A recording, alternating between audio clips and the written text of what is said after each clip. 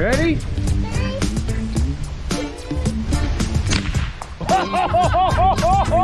at that face!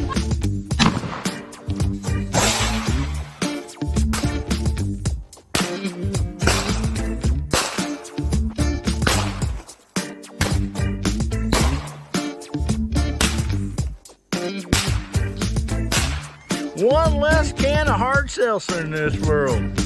I'm proud of myself. So this is what everybody really looks like when they take their mask off after guns, beer, and therapy. Howdy, Hillbilly Nation. This is American Hillbilly. Man, I am glad to see y'all here tonight. Man, oh man. What a day. First of all, we want to thank all of our veterans.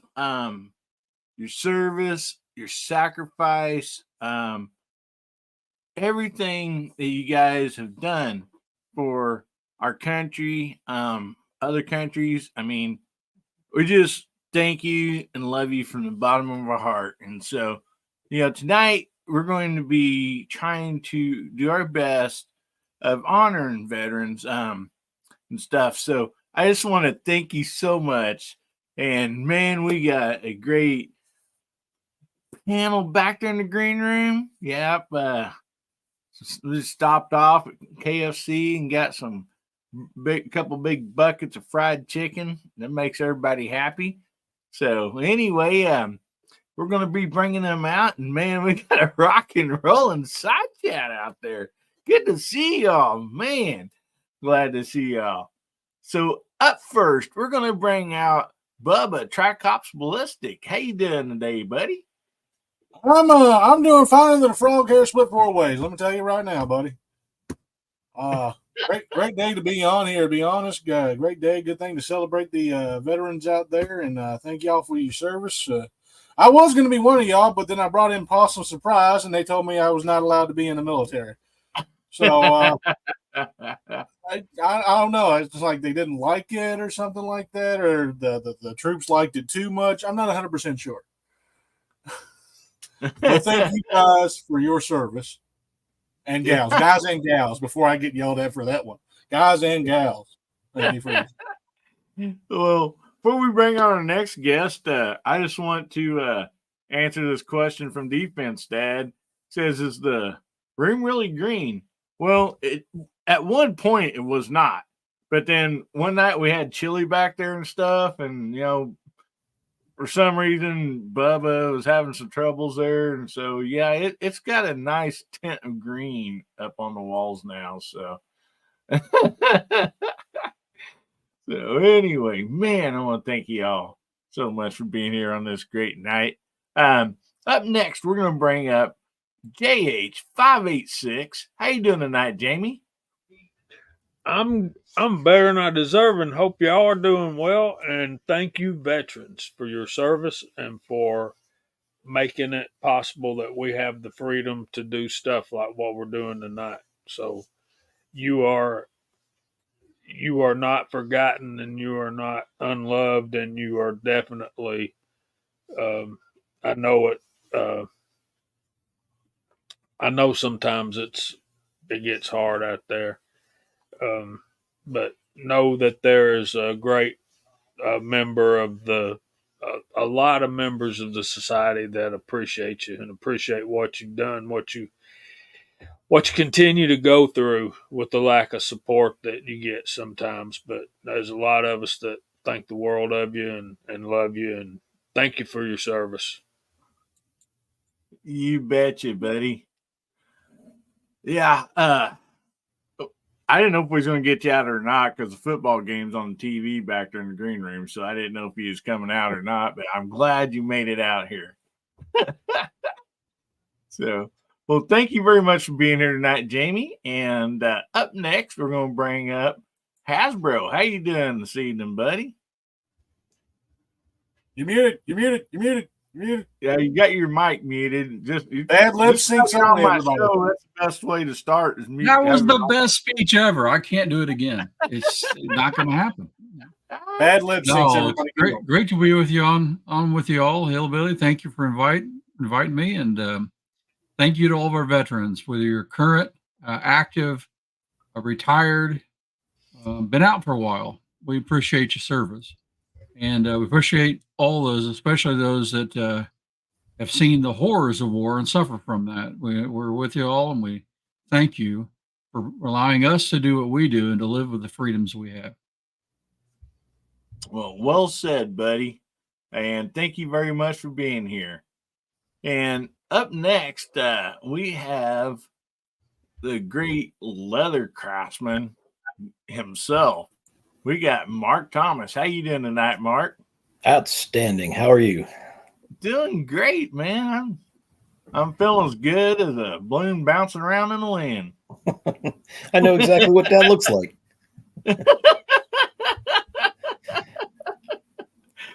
Oh, it sure is nice to be here. It's certainly a great night to honor our veterans, and we're going to have a little bit of fun. Bubba, I think I understand why they didn't like your possum surprise. Yeah. It was still alive when it jumped out of the bag. That's probably why they didn't like your possum surprise. It's okay. It was a All they do is surprise. hit it with a hammer. Just got to hit it with a hammer once. You're fine. I'm sure they have hammers in the military. That's the surprise part of the recipe. Yeah. Oh, my goodness. Well, thank you very much for being here tonight, Mark Thomas. We appreciate you, buddy. And up next, we have DJ. How you doing tonight, buddy? I'm doing well. I had a good day, and I've been on a couple of broadcasts where I've been able to thank veterans for their service, and I'm glad to be here tonight. Thank you for hosting this program. Yeah, salute to all who have served. Much respect. You bet you, buddy. No doubt about that. Man, I was trying to read some of the side chat here. Man, they're just rocking and rolling out there. I mean, just I can't even hardly keep up with it. Thank you so much for being here tonight, DJ. We appreciate you as always.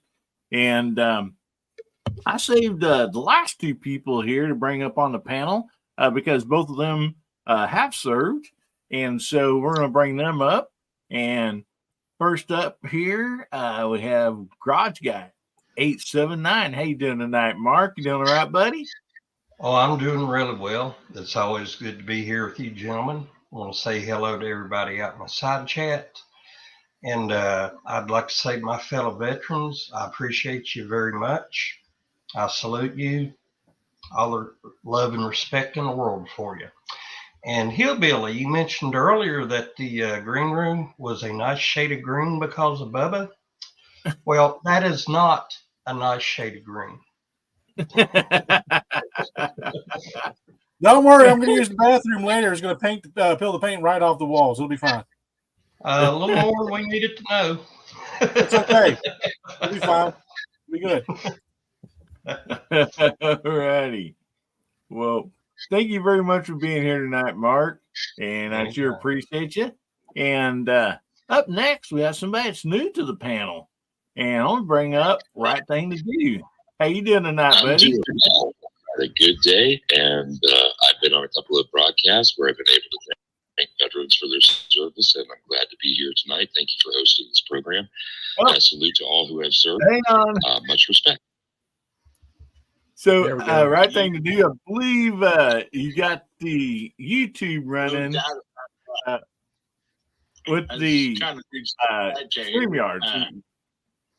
Man, they're just rocking and rolling. All right, are you there? You're going to have to mute either YouTube or StreamYard, one of them. You got both of them running in the background. And I saved the last. There we go. All right. He's best. I was just like, wait, he all of a sudden sounded like DJ. What's going on here? Yeah. I was like, he's doing a great imitation of DJ. I mean, that's spot on. I mean, that was some great ventriloquism. Yeah, that was awesome. Well, all right, buddy. When you get that figured out, just unmute and let us know. But yeah, when you got StreamYard going, you got sound coming out of it, then you have to have your YouTube open so you can comment and see all the comments on there. And so you have to mute one of them or we get that feedback, no doubt about it. Sorry about this. Don't worry, later is going to fill the paint right off the walls. It'll be fine. That's how I sound. That's how I sound. I know that's how I sounded. Yeah. Yeah, you still got one of them. You got to mute one of them. You got something still running that you muted. Appreciate it. And up next, we have somebody that's new to the panel. And I'm going to bring up. Hey, you doing in there? I'm muted. Good day, and I've been on a couple of broadcasts. There we go. That's okay, buddy. You'll get it figured out. Not a problem. We've all done that, man. No doubt about that. So, right thing to do, I believe you got the YouTube running. All right, at least that's caught up. We're caught up now. King Closer. There, we lost him. He'll get back on here in a minute, hopefully. So, yeah, right thing to do. Like I said, you get that figured out. Just jump right back on. We'll put you back up here on the panel, buddy. Hey, it was the right thing to do. All right. I'm sorry. I dad joked the crap out of that. I apologize. Well, there's something I've taught my kids, and when I coached and my kids growing up, the right thing to do is not always the easiest thing to do. You got that right, brother. Very true. Yeah. No doubt about that. Man, we got a heck of a side chat going on out there. Man, look at all these wonderful people. Oh, man. And like I said, we want to, thank our veterans, for all they do.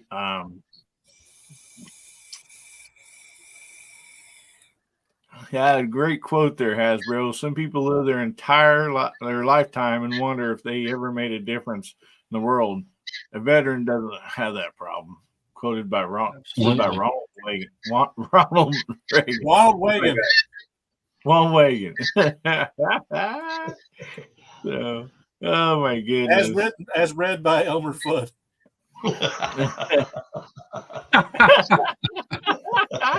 I'm sorry. I can't help it. Hillbilly, take a punch to your left and hit him. It's a disease. Oh, I totally. Jamie got it. Well, hopefully, right thing can do. He can get that figured out and get back on here. I see some people's put some hashtags out there already, and I'm just going to tell you, you had the wrong hashtag because I switched it up for tonight. So we are going to have a drawing later on, and this time, though, you're going to want to put the hashtag in veteran. Yep, veterans. So anyway, that will get you entered in the contest for tonight's giveaway.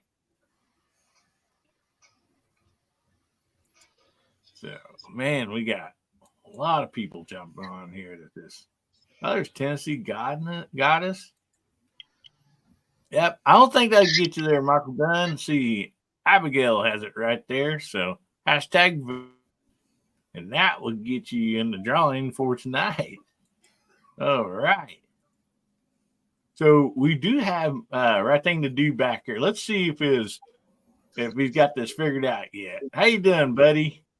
I'm doing all right. How are you? Yay! No triple sound? You're doing great now, buddy. I had to switch to the phone. Yeah. Matter of fact, my first show, I had shared it on my Discord, and I didn't know this. My Discord was running in the background, And so when the show started, it started on my Discord too. So I had that terrible delayed echo repeat. I didn't know what to do. Like I was searching for everything. I'm like, I got YouTube muted, and finally I realized that it was coming off of Discord. So yeah, I was trying to read your lips to see which one was live and which one was an echo. You betcha. Oh my goodness. Yeah, we got a lot of people out here getting in this giveaway tonight. Man. There's another quote. Never was let's see.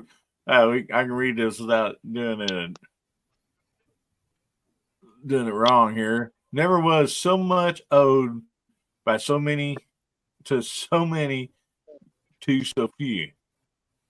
Winston Churchill. Yes, sir. Quotes, and I'll try not to mess those up. So Chessboards, hits that thumbs up. It's free. It don't cost nothing. Well, thank you for that. And it does not cost a darn cent to hit that thumbs up. Thank you, buddy. Appreciate that.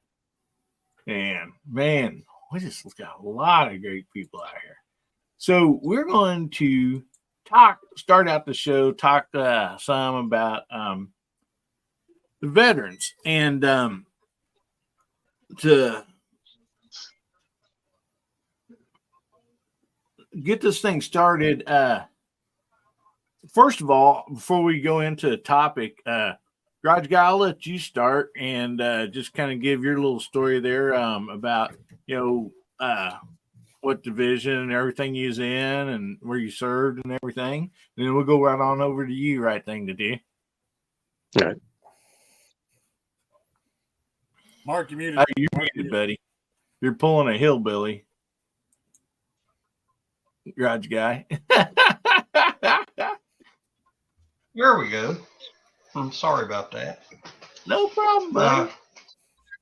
Well, I enlisted in October of 1985. I was inducted in Beckley, West Virginia.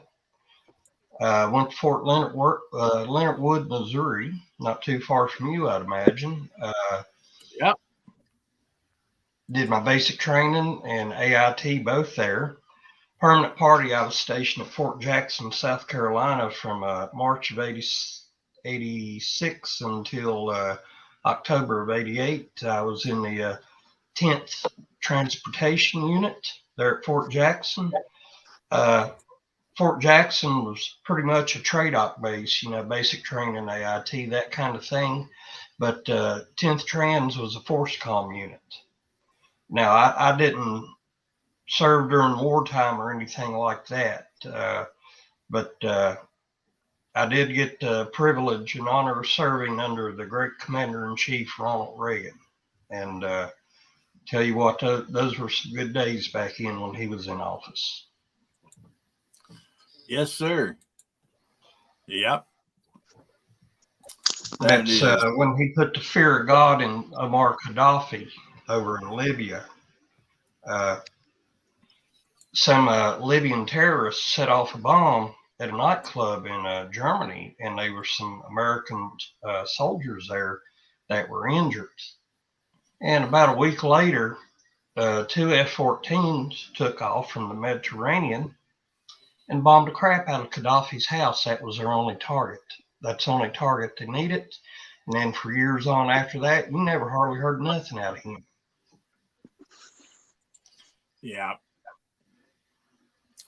Yep. That's for sure, buddy. I mean, yeah, it shut him down pretty quick. There's no doubt about that. Sure did. They got rid of their nuclear weapons program, the whole 9 yards, not long after that. So, yeah, Reagan knew how to deal with those types of people. Yeah. And also the fall of the Soviet Union, Reagan had a big part of that. You betcha. Well, we sure thank you for your sacrifice and your service, buddy. No doubt about that. Very thankful for each and every one of you, men and women. So, Anyway, thank you for sharing that, Mark. And so, right thing to do. Would you like to share with everybody what service you was in and everything, buddy? Yeah, as boring as this might end up. But yeah, I went into the Navy in June of '87, about 3 weeks out of high school. Swore in Columbus, Ohio. Went to Florida, of all places, for basic training. So yeah, it's not surrounded by water. From there, I was scheduled to go to nuclear power school. I failed out while I was in Orlando. They sent me to the fleet, which was in Virginia, 20 miles north of B. To me stepping on a boat and you're seeing the amphibious boat, long. Okay, we lost you, buddy. Some of that was roboting out. I assume it was probably your signal. So, man, if you can, please come back on here.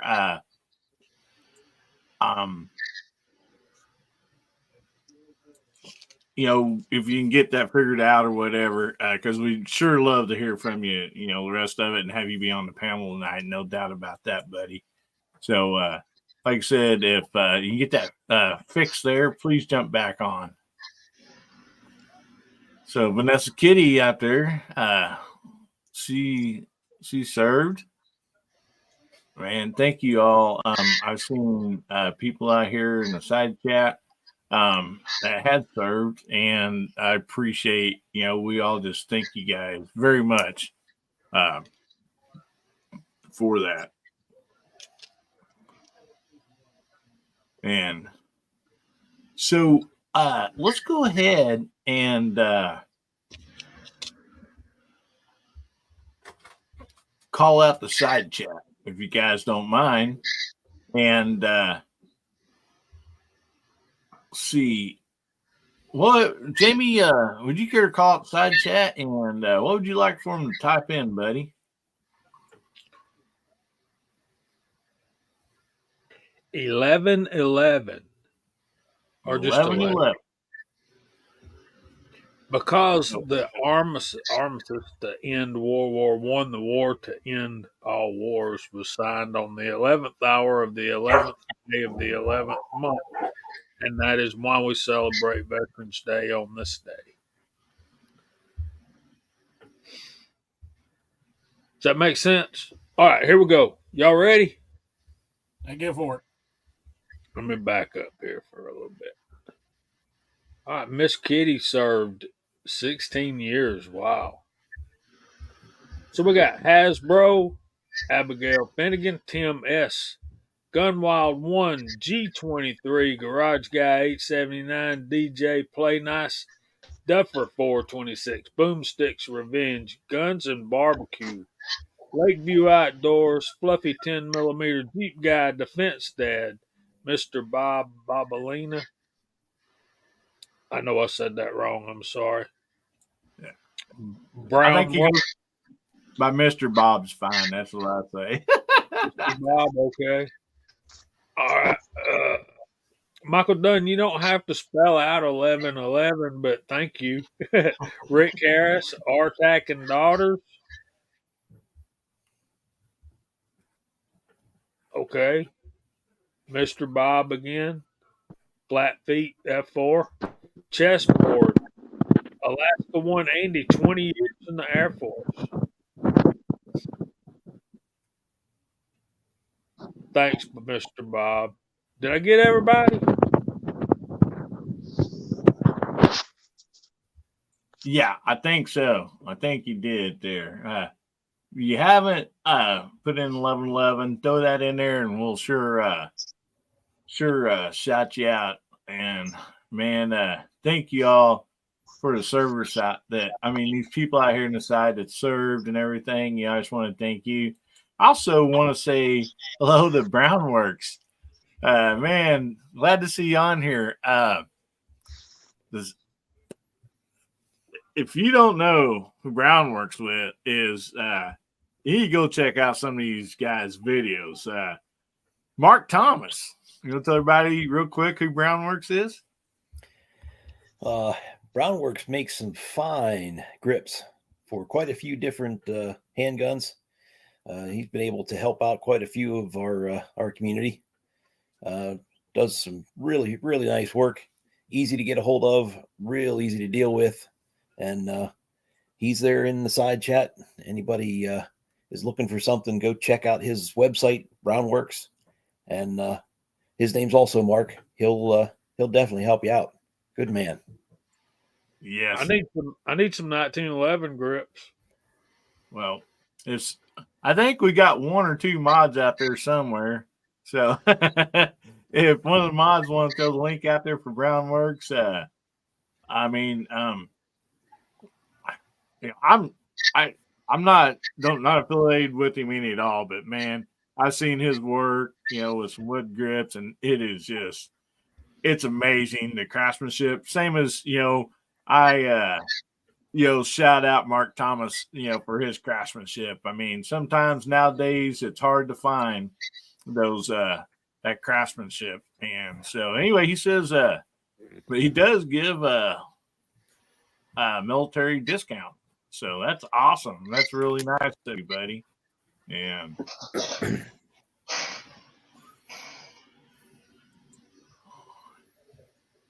so, man, look at here. Okay, Michael Dunn jumped out there. Yeah, there's the link right there.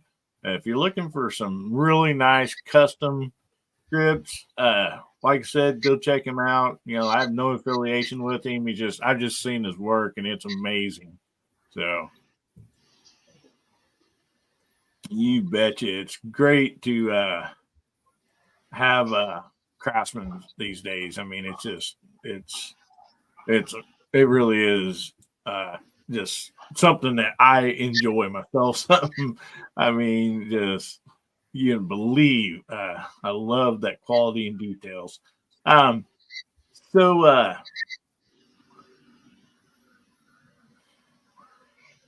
we're going to jump here on this right here. We'll bring up this topic. So we'll kind of go around the panel with this and side chat.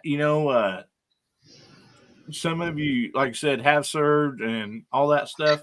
But we're gonna go around the panel here and find out what veterans do you personally like in your life, and where did they serve at? If it may have been Korea, World War II, whatever the case might be. You might just share whatever you feel comfortable about sharing. And so Bubba, we'll just start right back up with you, buddy, up top here, and work our way around. Mine's going to be a long one. So my grandfather, who's currently living, he just turned 85 the 3rd November, and he served in Korea on the 34th parallel. So he was up there with the big boys. He never actually got into the battles per se, but he was a medic for the base out there. So he served there. His brother, who was 20 years older than him, served in World War II and was there for D-Day, for the first storming of the beach of Normandy. So a lot of history there. His brother's passed since then, and and my grandfather always told me stories about him and stuff. And he always used to ask him, what was it like over there? And his brother never would say a word. And it's just that kind of respect, you have to give. If they don't want to talk about it, you don't talk about it. A couple of my uncles were prisoners of war during World War II. A couple of my great uncles were, and while they were still alive, they told me stories. They lived about 105 years old, so they told me a lot of stories. Most of my family has been in the military, and unfortunately, I did not get to serve. Wanted to, but did not get to serve. So I got quite a few family members that served in it, and like I said, my grandfather was on 34 Parallel. He was in the Army, and his brother was in the Army. My uncles were, I'm pretty sure both of them were Army, and they were POWs and MIAs. And when they got home, they didn't even know they were MIAs. They just thought they were just prisoners. But apparently, no one had told them, or because apparently there was like some kind of signed thing where they had to tell you if they had prisoners, and if not, they were considered missing in action. So apparently, they didn't know. They thought they were told that they were captured. So yeah, I have quite a few people in my family that did. But yeah, that's all I got. Well, thanks for sharing that, buddy. Well, yeah, so that having that personal connection with those people, you know what it means to be honoring, these fine men and women that served, and not only did they serve, they sacrificed, being away from their families, whatever the case might be, there's always a sacrifice in there. And so anyway, thanks for sharing that, bud. Jamie, we'll jump on over to you, bud. My grandfather joined the Navy in, I think it was June of it was early in 1942. He was drafted in the Marine Corps and then joined the Navy to get into the branch that he wanted. He served on the LST 508, was the second ship on Omaha Beach on D-Day. His brother-in-law, my grandmother's brother, my granddad's name was Paul Andrew Beam Jr., Seaman First Class.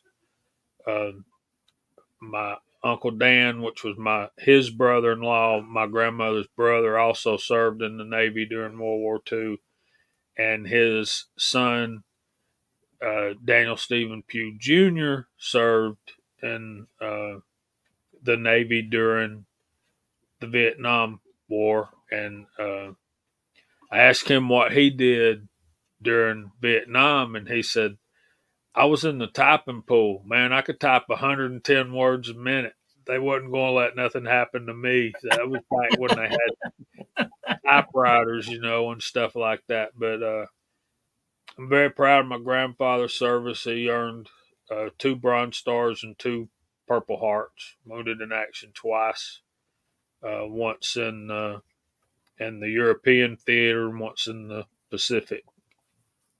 So he was his LST, which stands for Landing Ships Tank, was attached to the USS Lexington, the aircraft carrier, a battleship. I think it was a battleship. I'm not sure, but anyway, that's my family's connection to the military. And I'm sure there's others. That's just my immediate families. Yeah. Well, thank you so much for sharing, buddy, and appreciate that. And we'll just drop right on down to Hasbro and let you talk next, bud. All right. Family-wise, as far as I know, where we have records of, I have I think it's 4 back, great-great-great-great-grandfather that was imprisoned in Andersonville. You guys know about that. And he wrote letters back, and we still have those letters. Oh, wow. Interesting the letters got out, first of all. But so that was interesting to do. But that was on my mother's side. My father's side was on the southern side of that battle. So, but we don't have any records of that like that. My father served in Korea, and we were talking about that a little bit beforehand. And his story is much like, I'll take it one quick step back. There's a fellow at church when I was growing up that was in the Battle of the Bulge. Nicest guy you'll ever meet. But if you even mentioned it, he'd start to tear up and he couldn't talk about it. It was so horrific what he saw and what he went through. And a lot of vets struggle with that really true post-traumatic stress issues. And he was one of those, kind of untreated because they didn't think about it then, right? But that kind of reminds me of what we were talking about earlier about my dad. My dad served in Korea, and he was a radio man on an artillery battery. But he saw the real horrors of what happened when the North would come through and just decimate villages and people's lives and kill kids and women and everything else. And so when I I was in high school and I was going to listen to the Air Force because I was telling him later on in life I became a pilot. It's the most natural thing I've ever done, no matter how difficult it just seemed. That's the way it is with me. And still today, I've been a better pilot than an engineer, which is what I am. But my dad didn't want me to do that. He said, I want you to stick it through school, stick with it a couple years, and then decide where you want to go. Well, once you're in a couple years, you got to finish. And I think that's what he was kind of hoping. Not that, he was the first person who would have stood up and said, okay, it's time to go to war, you go to war, right? But it's because of what he saw, and he didn't want his children to have to see such things if they didn't have to. And so that's sort of a bit of history. One other quick story we mentioned too, my father-in-law also served, and he was just after Korea and was a sergeant in a tank crew. And when they were at Fort Knox, they would they'd go hunting rabbit with 50 cows. And he just talked about, all you see is a big white poof. And he would never find a rabbit. But that's sort of the other side of the family. That's it for me. Wow. Well, thank you so much for sharing all that with us, buddy. We really do appreciate that. And thank you, Hasbro. Appreciate all that. And those that served, I mean, that's some touching stuff there, man. That's long generations of, people that served this country. So anyway, appreciate that. Mark Thomas. So we'll let you go next, buddy. Well, my grandfather, my father's dad, served in Europe in World War II. His brother John also did, and he was at the Battle of the Bulge and didn't make it home from there. That was that side. My father was in the Navy, served on the USS Forrestal, and his brother, my Uncle Ron, also was in the Navy. On my mom's side, one brother was Air Force, the other was Army, and my father-in-law served in the Army for a tour. So there's quite a few in the family.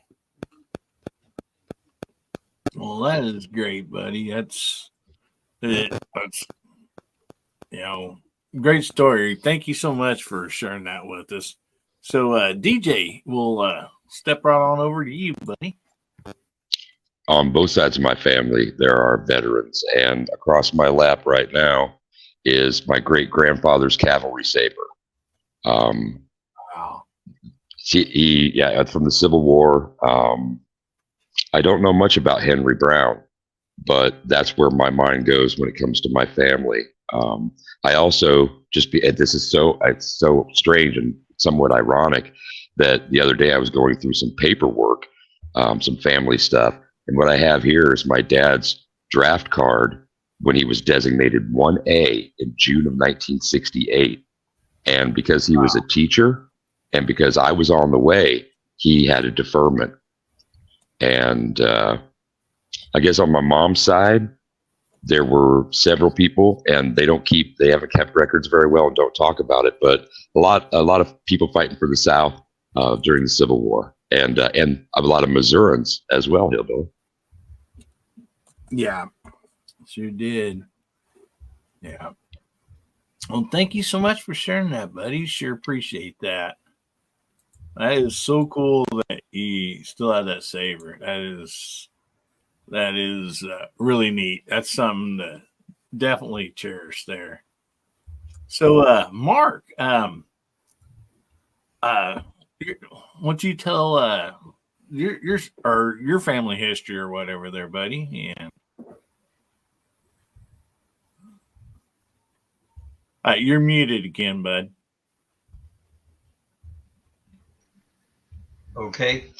I guess it was about a year or two before I was born. My father was in reserves, and I remember him and my mom telling me when the Bay of Pigs was going on down around Cuba, he was due to get out of the reserves as time was up, but they froze everybody's as far as getting out.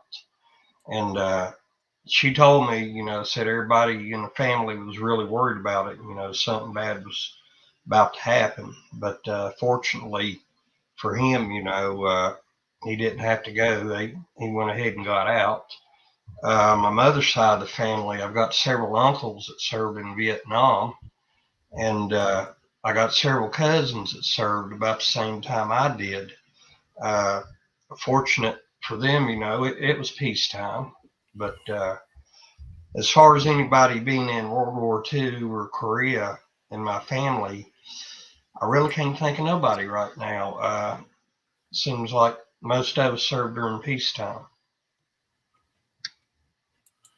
Well, that's nice. No doubt about that. So for me, I one of my grandfathers, he was in World War II. He was a tank driver, and that was one of the things that he had known already how to drive heavy equipment. And so I not 100% for sure if that's why he was in the tank and stuff, but he was in France, for that war and stuff, and he didn't talk a whole lot about it. Probably the main thing that he he said that he had an uncle that had went in the service, ahead of him or whatever, and he got out. And he told him, said, when you go in, going through basic training or whatever, he said, don't volunteer for nothing, just, keep your mouth shut, no matter how good it sounds.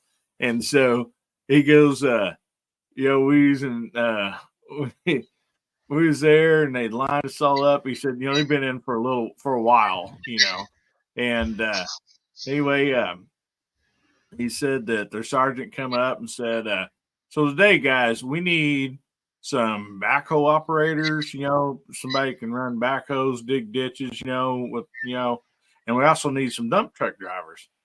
And the rest of them, you're going to go do, whatever. And so my grandpa's like, oh man, that sounds good to be able to get out of this and go run equipment, but he said he remembered what his uncle had told him, so he said he didn't say anything. So, a bunch of guys raised their hands. He's like, okay, you, and you. So they got over there, and what they ended up doing, the backhoe drivers got a shovel, and the dump truck drivers got a wheelbarrow. And so, he's like, man, I'm glad I didn't raise my hand and, get involved in that. Yeah, Baldwin Curious is here. Thanks for jumping on, buddy. Today's the last day for the giveaway, and if you don't know what that is Baldwin Curious has donated a basically a raffle type deal. So he donated a Kimber 1911 10 millimeter, and it costs $50 a ticket or whatever you want to call it to get in the drawing. And all that money is going to help our good buddy Lakeview Outdoors, his wife. And so we've had some different fundraisers for that. So if today's the last day to get in that drawing, so if you're interested in having a chance to receive a, beautiful Kimber 1911 10 millimeter, make sure you get over there and check that out. And so, but yeah, that's some great stories, guys. But on about me, see, man, I had some uncles that served different. One was the Air Force, another one was in Navy. See, my stepfather, he served in the Army, and I think pretty much all his brothers did too. I have two nephews that served in the Army, and then my son-in-law is serving right now, and he got me this hat, and that's why I'm wearing it. He is stationed in Colorado, and so anyway, that's about the biggest part that I had to share. And man, there's some great stuff out there on the side chat, guys. I mean, you guys are just, man, some great stuff out there, man. I don't even, my heart, goes out to, everyone that served and their families and stuff. I have much respect and, love for, each and every one of you. So make sure you get your hashtag in, #veterans, and that will get you in the drawing. And I thought I'd pull this up here. Most people know this, but I thought, well, let's just go ahead and share this. And this is the Veterans Day legal holiday. So Veterans Day is a U.S. legal holiday dedicated to American veterans of all wars. Veteran Day 2023, well, this must be a year old, will occur on Saturday, November 11th. In 1918, on the 11th hour of the 11th day of the 11th month, an armistice, temporary cessation of hostilities was declared between the Allied nations of Germany in World War I, and then known as the Great War. So, commemorative, many countries, the Armistice Day of the following year, November 11th, has become a federal holiday in the United States. In 1938, in the aftermath of World War II and the Korean War, Armistice Day became known as Veterans Day. So, anyway, that's if you didn't know, I think Jamie had shared that, on the 11/11. So that's something to, make sure that you remember, because it's a great day that they declared that a national holiday, because there's lots of stuff that's not declared a national holiday that, in a lot of our thoughts and minds, should be. So anyway, we're going to be doing that giveaway in 30 minutes. So make sure you get hashtags in there. And I thought it might be a little fun to talk, since this is a gun channel and we talk about guns a lot. Let's talk about what are some of the older guns used in the service, and then kind of on up to modern. I know one person in the panel, or two, probably could say them all, but just to so one person don't end up, naming every one of them, just shout out like one, one that you remember or brings to your mind that was used in the service. So we'll start to you, Bubba, and then side chat, you just shout those out too. Okay, guys. So one of the number one rifles, which it's not mentioned all that much, really. And in all honesty, a lot of times when people mention this rifle, they're just like, what? But I'm going to go ahead and say it because I'm building one right now. Is the 7.7 Arasaka. It was used in World War II, or 7.7 Jap, whatever you guys want to call it. It was originally a service rifle for the Japanese forces. It was meant to replace their 6.5s that they were using at the time, which they ended up going right back to them anyway. But it was a bolt-action rifle, fired a pretty pretty hefty payload for back then, and it's a very interesting rifle. It's a very beautiful rifle, and it's rare to find one in the United States that has the chrysanthemum and the imperial Japanese markings and stuff on it. I actually have one, but it's a very interesting rifle. Very, very, very, very sleek, and oddly enough, it can be the brass can be formed from 30-06. So very, very interesting rifle.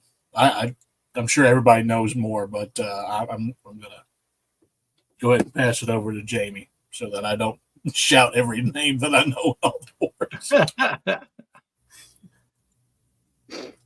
Well, I think I've got to say the U.S. service rifle, General George Patton called it the greatest war implement ever devised. That would be the M1 Garand, designed by a Canadian, by the way. So there's that. But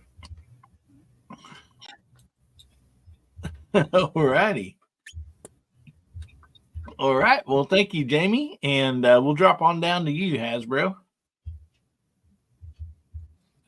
You're right, muted. I guess I'll choose one just that I have experience with, and it's an M1903. I got one that I bought that had been sporterized from my buddy at work. His father-in-law had carried it for 30 years, but everything except for the stock, all the the barrel, the action, everything was true to the original gun, the sights, everything.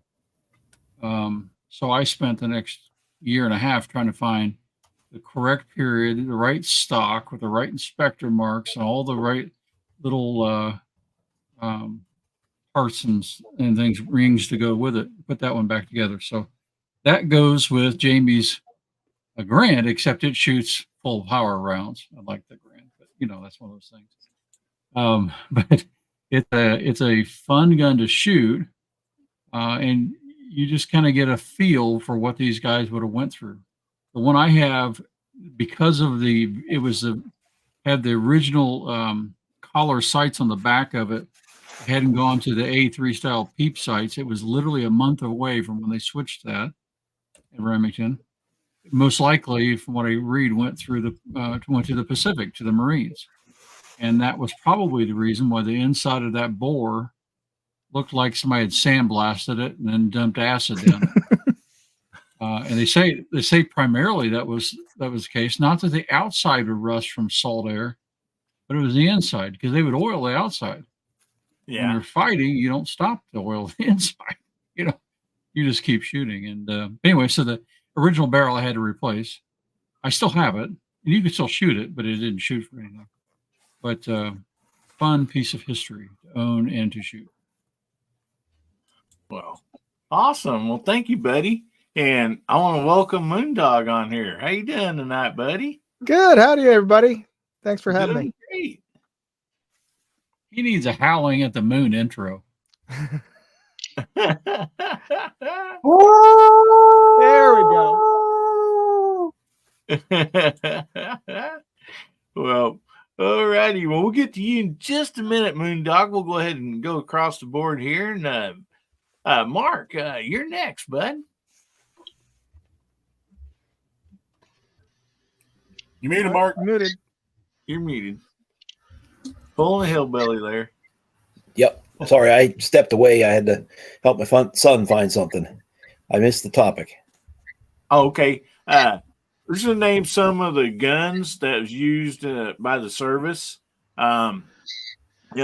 Older guns up to modern, and see what just go ahead.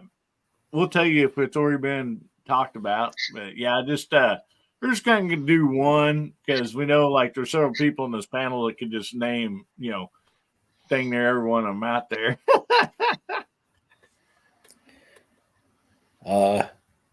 Anybody pick the 1911 yet? Nope. Go for it. All right. Well, that'll be mine. What did you like about the 1911 when it comes to the service? Oh, thing just runs, and nothing like a 45. Amen. Makes big old hole. Yes, it does. It hits like a truck. It does, no doubt about that. It shoots smooth. It does. All righty. Well, thank you, Mark. And so, DJ, we'll jump right on over to you, buddy. One of my best high school friends, fellow drummer, joined the Navy, and he was part of the crew that serviced and maintained a deck gun called the Sea Whiz. And it was one of these, I don't know, it's an outlandish rate of fire that it has. And he related to me a story when they were going through training. The first time they saw it working was there was a plane towing a dead plane, just a husk kind of thing. Oh, yeah. And they targeted it. Yeah, they targeted it. And it like crept up from the back all the way through. And the targeting system was one of the things that was new at that time that made it that precise. So basically it chewed it from the tail all the way to the front. And then the tether just dropped down.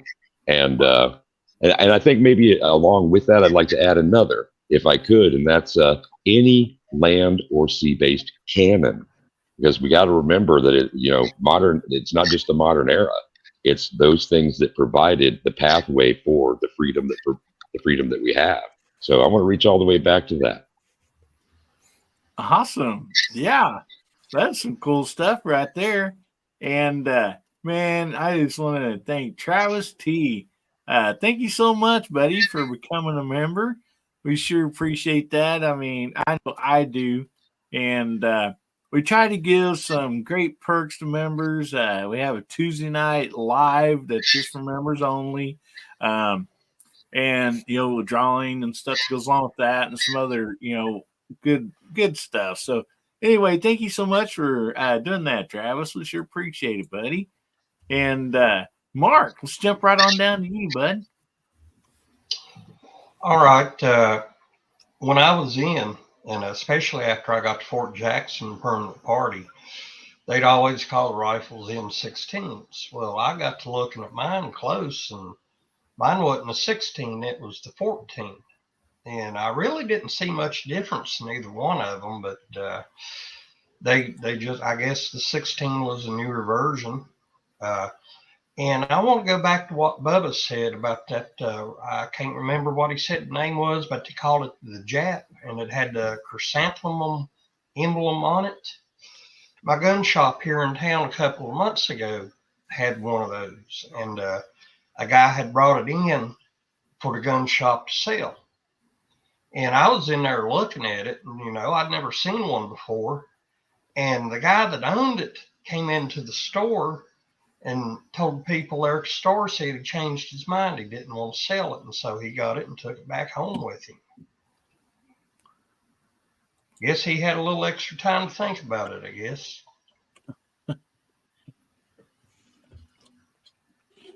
Yeah. But like I said, I really couldn't tell, much difference in the 14 and the 16. And I think nowadays, full out auto, you pull the trigger back, and I think it just goes out in 3-round bursts. But back in my day, you put it on full auto, and it'd empty the magazine in no time short. I mean, just bam. Wow. Well, that's pretty cool. That is neat. Well, thanks for sharing that, Mark, with a K. We got Mark with a C and Mark with a K. So, Windog, Yes, sir. You figured out the topic now. We're just talking about some guns that was used in the service, either from, the older days up to modern or something. And can you name one, or something like maybe what may have been your favorite, if you was to shoot one or whatever? Well, I haven't shot too many service rifles other than, well, I mean, I don't count an M16 since I've only shot the civilian ARs, other than the M1 Garand, which is a really smooth shooting rifle. But I always wanted to shoot 1903 Springfield, since that was the rifle that I guess I don't know exactly, but I think that's the rifle that my grandfather was issued, being a Philippine scout. I would love to try one of those. I know that that's an oft forgotten rifle since it's pre World War I vintage, but I always thought those were really beautiful. And they were used as the sniper rifle of the U.S. Army for decades. So yeah, they were sharpshoot. I mean, they shot well. Wow. Yeah, that's another great rifle right there, no doubt about that. And so mine, and I figured somebody may have said this before we got to it, but I didn't hear anybody say it, and if I did, I apologize. But mine is the Winchester 1890, the model 1897, the shotgun, and that was also, if I remember right, it was kind of introduced in the Philippine-American War, I believe. Man, so yeah, I believe they said that wasn't fair. That trench guns, that Americans had an advantage with that shotgun, and I see it worked a little better than a bayonet. When for close quarters. So especially with double aught buckshot, right? Yeah. Goodbye to you. Goodbye to the three people behind you. Yeah. When it works well when the other side's saying, "Hey, you're not playing fair with that," and so, and being a shotgun lover myself, so that was one that I wanted to shout out. Man, so think about the Spanish-American War, Hillbilly. We had the 30-40 Craigs, the Craig Jorgensen, and the Spanish were using 7mm Mausers, and we soundly defeated them, if you know history. But that's what turned us into developing the 1903 and later the 1917 was the fact that, we whooped them up pretty hard and pretty good. And still at the end of the day, we're like, we won, but dang, that's a sweet rifle, man. I got to have me one of those. And so that's one of the things that led to us being sued by Mauser. Was, 1903. So I'm going to go ahead and do this. Yeah. Since everybody's gotten through and done the list off of guns and stuff, I'm going to go ahead and go through this real quick. So, does anybody know who Hiram Maxim is? Mm-hmm. If you don't know who Hiram Maxim is, he created the first machine gun in 1884. 1884. I want you to understand that a full automatic machine gun in 1884, and that gun is still used today. It's called the Maxim machine gun. It is still used today. Matter of fact, it was used in Ukraine. It's used in the Russian conflict with Ukraine. It's actually also used in the IDF forces still to this day. It is an amazing gun. It is one of the weirdest inventions ever, but one of the most innovative inventions. You have a barrel shroud that you fill with water to cool the barrel. And it still works to this day. And everybody still uses it to this day. It was made in 1884 and is still in service. They reported at the beginning of the Ukraine war that Ukraine still is using them. Yeah. War. Yeah, no, I mean they had like on tacticals or technicals or whatever. They had like 4 of them just sitting side by side, just mowing down the incoming helicopters and stuff for the Russians coming in. It's amazing to understand the innovation of something from back in the 1800s, late 1800s, but still 1800s, to make the first fully automatic gun. It was unheard of, and then that gun became the basis to create the direct blowback gas system, which created the MP40, the Peppershaw, all kinds of other different ones, the MP34, MP32s. All of them were derived off of something from the 1800s that was way beyond its time. You almost think somebody went back in time and taught the guy how to make a direct blowback system, almost. Like, to be honest. Because if you look at it, if you look at the mechanics, it's fairly simple, but ingenious. The blowback itself pulls up the round from the belt and injects the round into the barrel and fires, and then pulls that shell out, drops it down in a little hole. It doesn't pop out the side. It drops it down in a little bitty hole, comes back, and pops up the next round, fires again. And it shot an average of 460 rounds to 500 rounds a minute in 1884. Do you know how terrifying that must have been for the first person to encounter that? Yeah, compared to everybody shooting bolt action, or in some cases, trapdoors. And yeah, everybody's got bricks in their head. Everybody's got bricks in their head. Gun. Yeah, you're not. You like, there's no recovering from. I think PTSD started in 1884. To be honest. It started before that. But one major difference, Bubba, is that don't shoot black powder rounds anymore.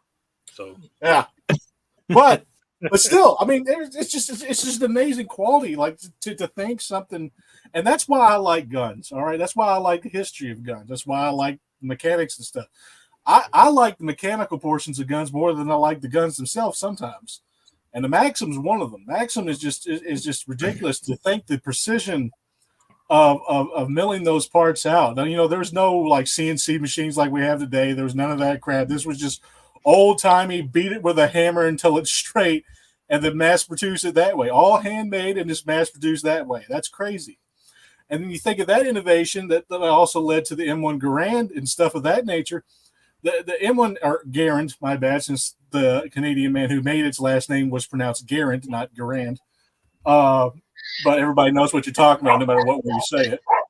But that innovation led to the birth of the AK-47, which some people don't know that. You take a M1 Garand out and you flip it upside down, the recoil system and everything is the exact same as an AK-47.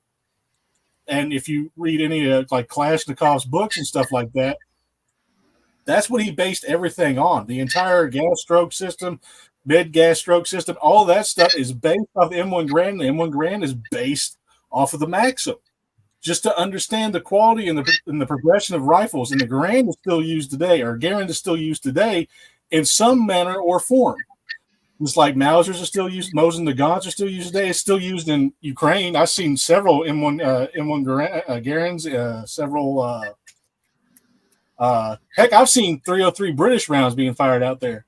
I've seen Enfields on the battlefield out there in Ukraine, and they're still used today. That is nuts. That is nuts.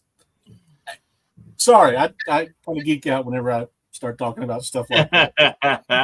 My bad. So, anybody else on the panel, kind of since we kind of went through them, is there anything that the panel missed or the side chat missed that you might want to shout out? Maxim was a pioneer in suppressors as well. Oh, yeah. Somebody went back in time, man. Somebody they had to be a time machine somewhere along the lines, and it's just like, hey, there. Do you think Michael J. Fox had anything to do with that? Yeah.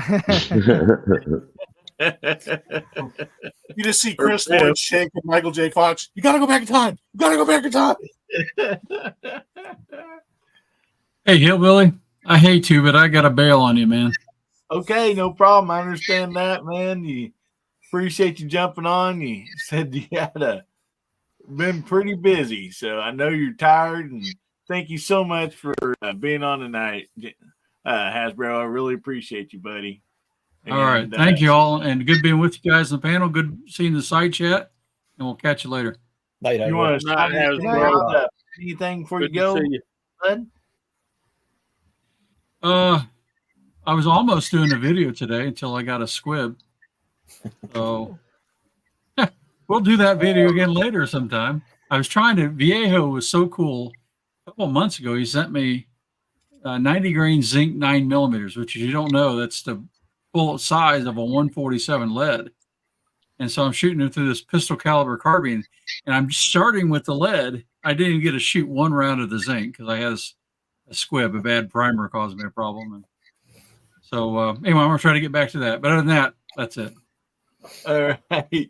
Well, thank you so much, buddy. Appreciate that. And guys, if you've not been to Hasbro's channel, go over and check him out. Subscribe. Great stuff over there. He's a great guy. So make sure you go over and check it out. And thank you, look buddy. for flags like that one, right? Yeah, you betcha. Hillbilly got one. Got one right there. We'll see y'all. Thank you, buddy. Bye, Bye. bro. Good to see you, man. So, was there any other guns that anybody wanted to shout out there? Yeah, I've got one since I had an ancestor sword on my lap. What about all of the service revolvers, the black powder service revolvers? 19th century. I mean, there's a lot of great stuff in there, and reproductions. I chat just the other night. Pat in the Bunker had one out there. So like the Colt Navy, Colt Army, like any of those sidearms. And how about this as well? I know that in the Civil War and in other conflicts, sometimes when soldiers arrived, they were bringing their own sidearms. And something that my father has and my great grandfather's is a single shot ball. And it's interesting to think that people got to march into battle sometimes with weapons that they took home with them, that they brought, and they took them home. Yeah, ain't that something? Yeah, no doubt about that. We can go through the progression of Colt revolvers if you would like, but I think that would get it'd be at least a show or two right there. Especially when they get into how the military messed up the Russian rounds versus the American rounds in their revolvers. That's another story for another time.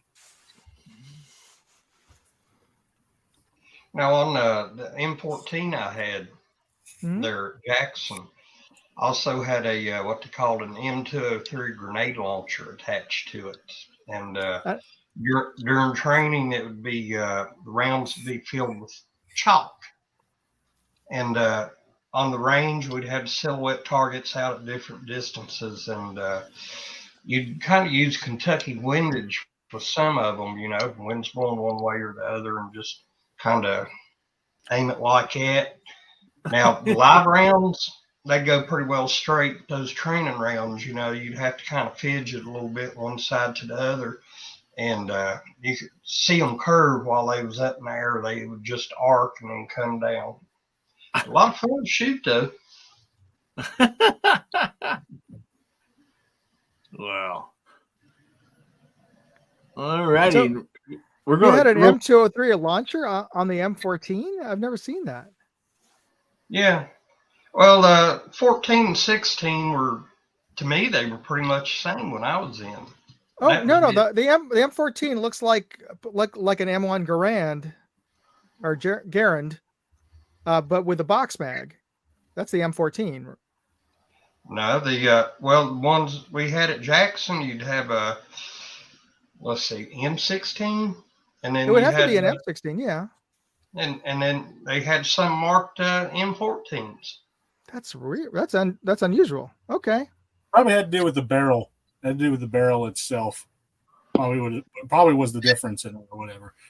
Yeah. Because I think there was a lot of military. Well, you remember the different conversions for the M16. There was the A1 and the A2 or whatever conversions and stuff like that. I think they did the same thing for the M14, where there was ones that just looked like the Garand, and then some that just looked like M16, but they designated them the M14.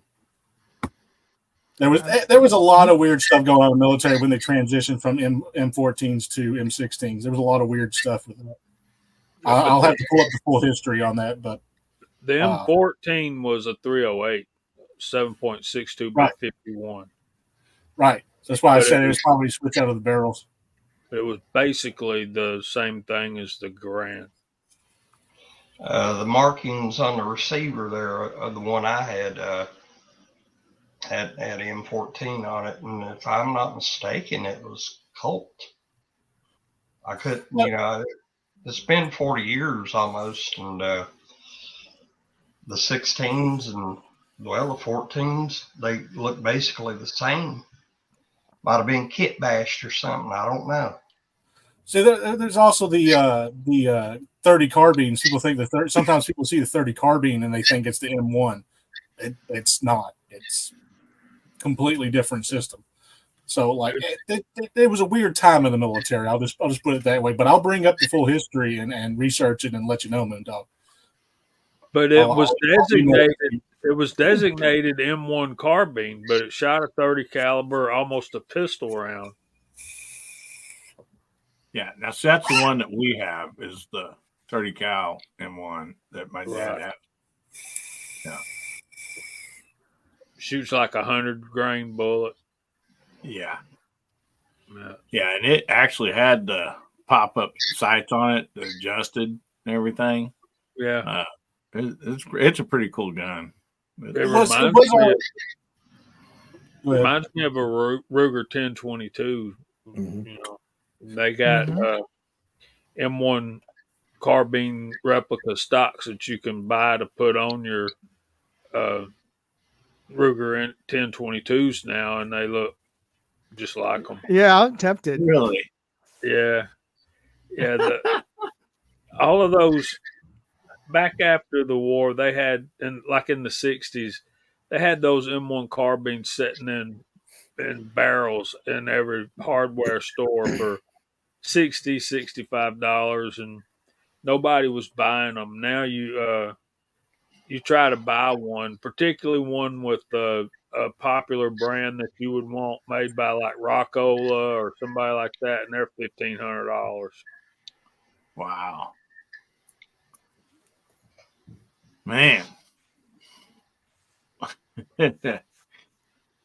Oh yeah, it's been fun, guys. A lot of great stuff. Make sure you get your hashtag out there. Hashtag veterans, and we're going to be doing that drawing here in 1 minute. So make sure you get those hashtags out, and we'll see who is going to win tonight. Oh, I do want to make one correction to something I said, and somebody in the side chat corrected me on it.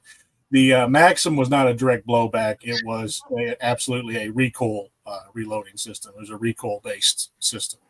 I got that wrong, but it did help create the blowback system is what I meant to say.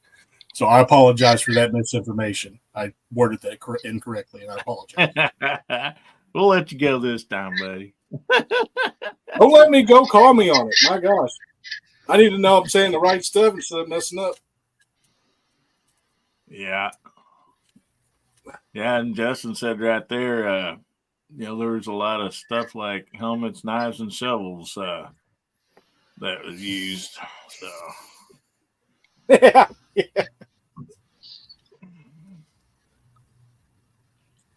All righty. So we're coming up on 10:30 Central Time. So let's there Tommy Boy's jumped in, got his hashtag in just in time. All right. So let's pull this up. Oh, Tennessee got us. There you go. All right, guys. Make sure you get those late minute hashtags in.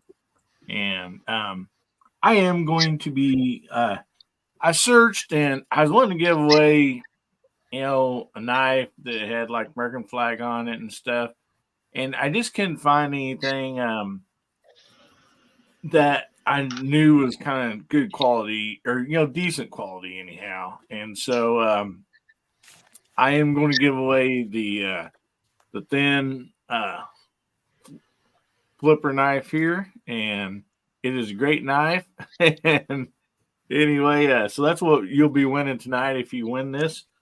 And I'd searched for Smith & Wesson reloading from Hot Pot gave away last night, and I couldn't really find one that was like similar to it or something. So I'm like, well, we will just go ahead and give this away. We know that it works and it's a good knife. So anyway, let's wind this thing up, and we have 29 entries and get this thing a big spin here. Last night we had to do this 4 times before we got a winner. Yeah. Justin Graham. All right. He had just commented out there, so I am pretty sure Justin is out there. So, Justin, say something in the side chat, buddy, so we know you're here. And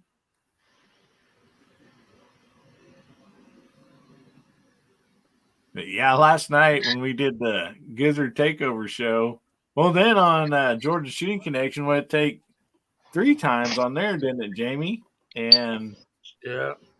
we got over on after Georgia Shooting Connection, got over on the Val Territory Takeover show, and it took 4 times over there. So There he is.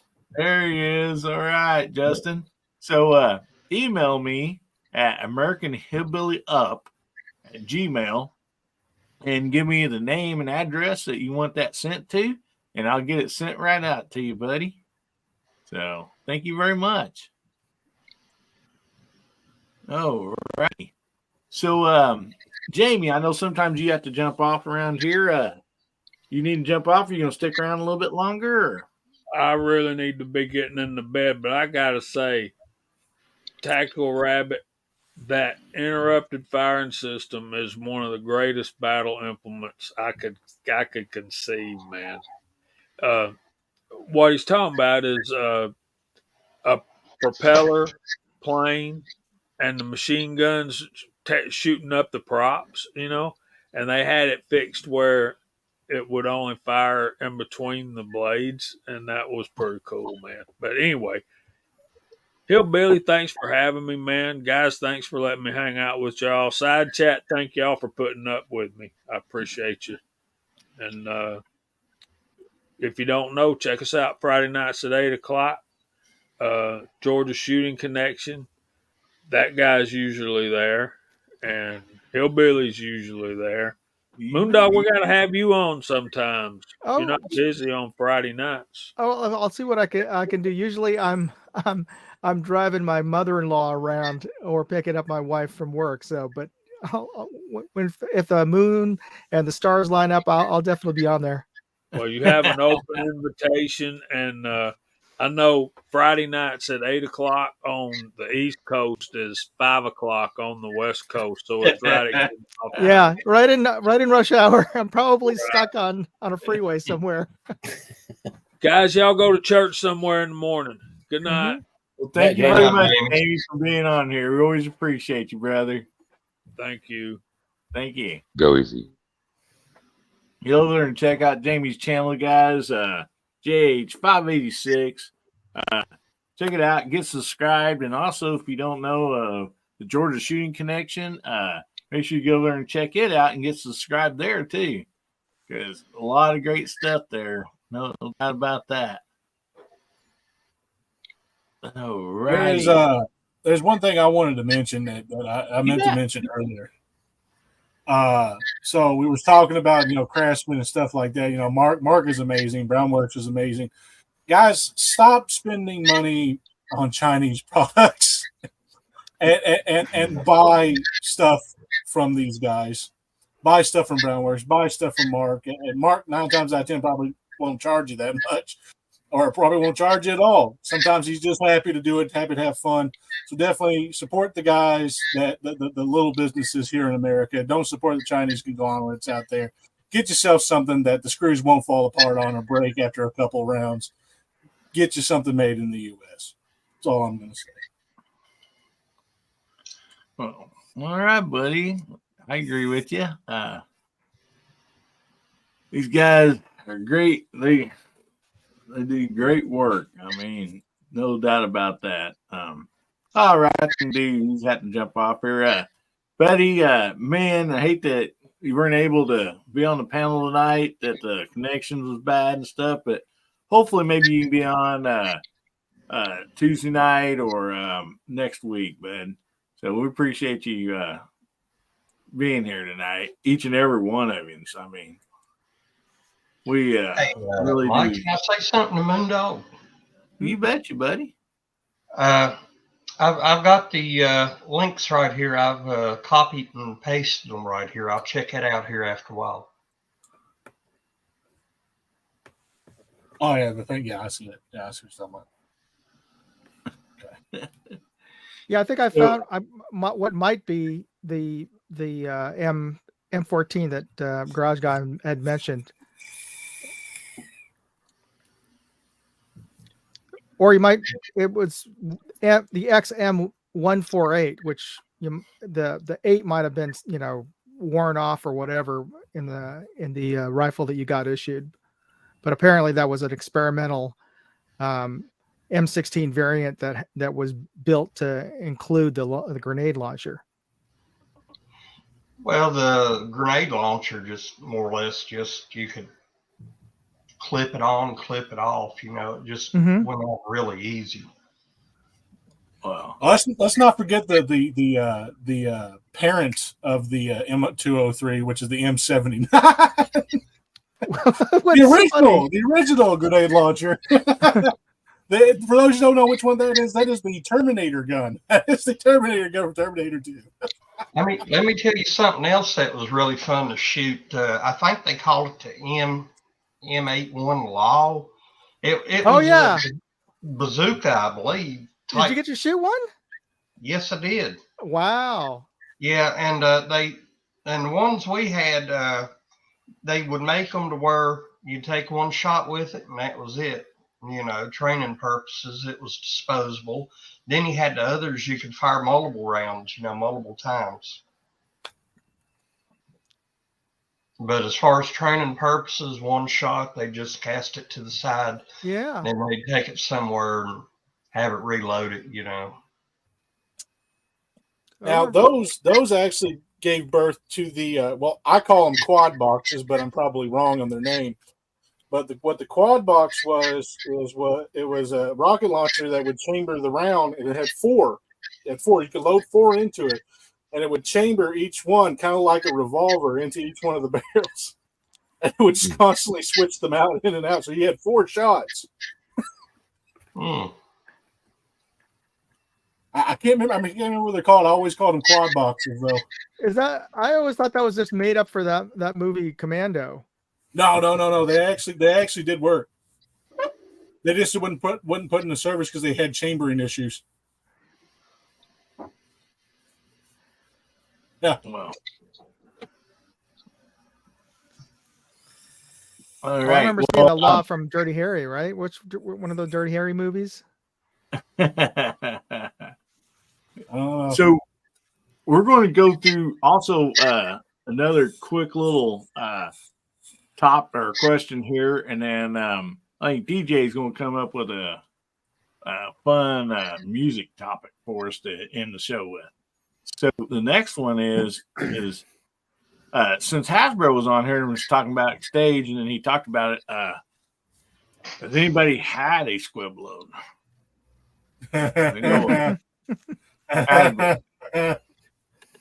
It kind of goes without saying when half of the videos I started with was testing various rimfire 22s in my rifles. Yeah. Mine come from my own reloads. I made a batch of 25 rounds because I was testing out Andy's Z. Was it Z78 or something like that? Z28, 78 or something like that. 79 Z28. Yeah, there is 79 Z28, and he gave me a bunch of 38 special zinc bullets.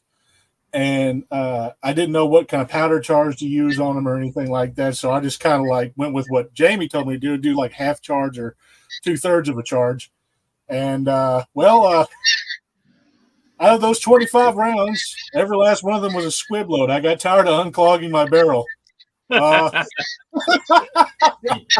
the bullets stay intact as you're trying to get them out? Yes. I was trying to get them out of a revolver was the biggest pain in the butt I've ever done in my entire life. Because I'm just like, good God, get Oh, I literally did not. I literally could not air the video because I think I used every expletive I could possibly think of in that video, and I was just like, I'm not putting this on there. I'm not putting this on there. I was fuming. I was so mad. By the 24th round, I was just like, if this one doesn't, I'm just going to leave the bullet in there. I don't even care anymore. I didn't. I will say that I didn't, but yeah. So I'm like really worried about the 450s I've loaded because just and I think I'm the only. I'm not 100% sure, but I'm pretty sure I'm the only one of the reloaders here that uses H110 powder for 450 Bushmaster, and I cannot find any load data for the bullets that CW sent me. So I'm like having to guess a load. So I'm gonna have to deal with a squib load in the 450 barrel. It's 20 inches long. And I'm going to get really aggravated. I can already feel it right now. It's so mad. At least they're lead bullets. Yeah, at least they're lead. I ain't going to, I ain't going to get ass mad, maybe. Who knows? We're going to find out, man. Zinc bullets out of a barrel is the biggest pain in the butt I have ever done in my entire life. Because, I mean, you have to hit them hard. And I'm just like, I don't want to mess up my rifling. Oh, man. I'm very fortunate that I have not. And, but well, I have shot reloads, but not as many as a lot of other people do. Now, I've had mainly 22, strike, not go off, I mean, just, end up, just jacking them out and going on to the next one. And, but that's been about it. I think probably the worst thing that's happened to me was I was probably 12, well, I was probably 13, maybe 14. But that little IFCA lever action single shot 22 rifle that I have, and I do remember it was a Remington, and but the on that rifle it's got the drop block that angles down, and then you put your your one shell in it, and then you cock the lever back up, and it shuts. So your face is up there fairly close, and thank goodness I had some eyewear on, but when I shot, the back of the cap blew off of that, and like it, kind of just dusted my face a little bit, as it shot, and it went out the barrel and everything. But yeah, that kind of scared me there at that age, no doubt about that. But that's about the closest thing that I've come to. I had a squib load out of a Sky CPX2 here a few years back. I was getting ready to do a video with my buddy Joe. He's here on my channel sometimes with me. And we were over at his place, and we was going to use several different brands of ammo to run through that pistol. Everything was going so far so good, no problem whatsoever. And then I remember a few days earlier, Walmart was having a sale on Federal aluminum cased ammo. It was like $7 a box, for 50 rounds. Yeah. I'm like, yeah, and my Glocks, my Smiths, everything I got, my Tarsus, they all ran it great, no problem. I figured, well, I'll try it through that Sky. And so we filled the magazine, 10 rounds, of course. First 2 or 3 rounds went off fine. Just Joe's hitting the bullseye. He's a really good shot. And then about the 4th round, we heard a funny noise, and it ejected the spent shell casing. And I was like, Joe, we better check this. And so we removed the mag, pulled the slide back, nothing in there. Then we took it apart, and lo and behold, in the barrel was a bullet. I'm surprised the daggone thing didn't blow up. Wow. And then here's what got me. Usually I research any firearm I get or I'm interested in. I'm thorough with it, to make sure there's not any common problems. Well, I go to the Sky website, and it's like aluminum cased ammo is not recommended for their pistols. I'm like, find time to find out. But it really bothered me, you know. I didn't want to, you know, Joe could have really got hurt on that, you know, even though he was wearing eye protection and hearing protection, you know.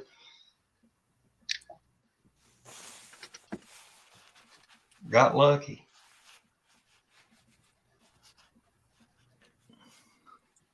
See, yeah. I have not had a squib round problem. When Hillbilly was talking about, rim fire and just like going, okay, on to the next one sort of thing.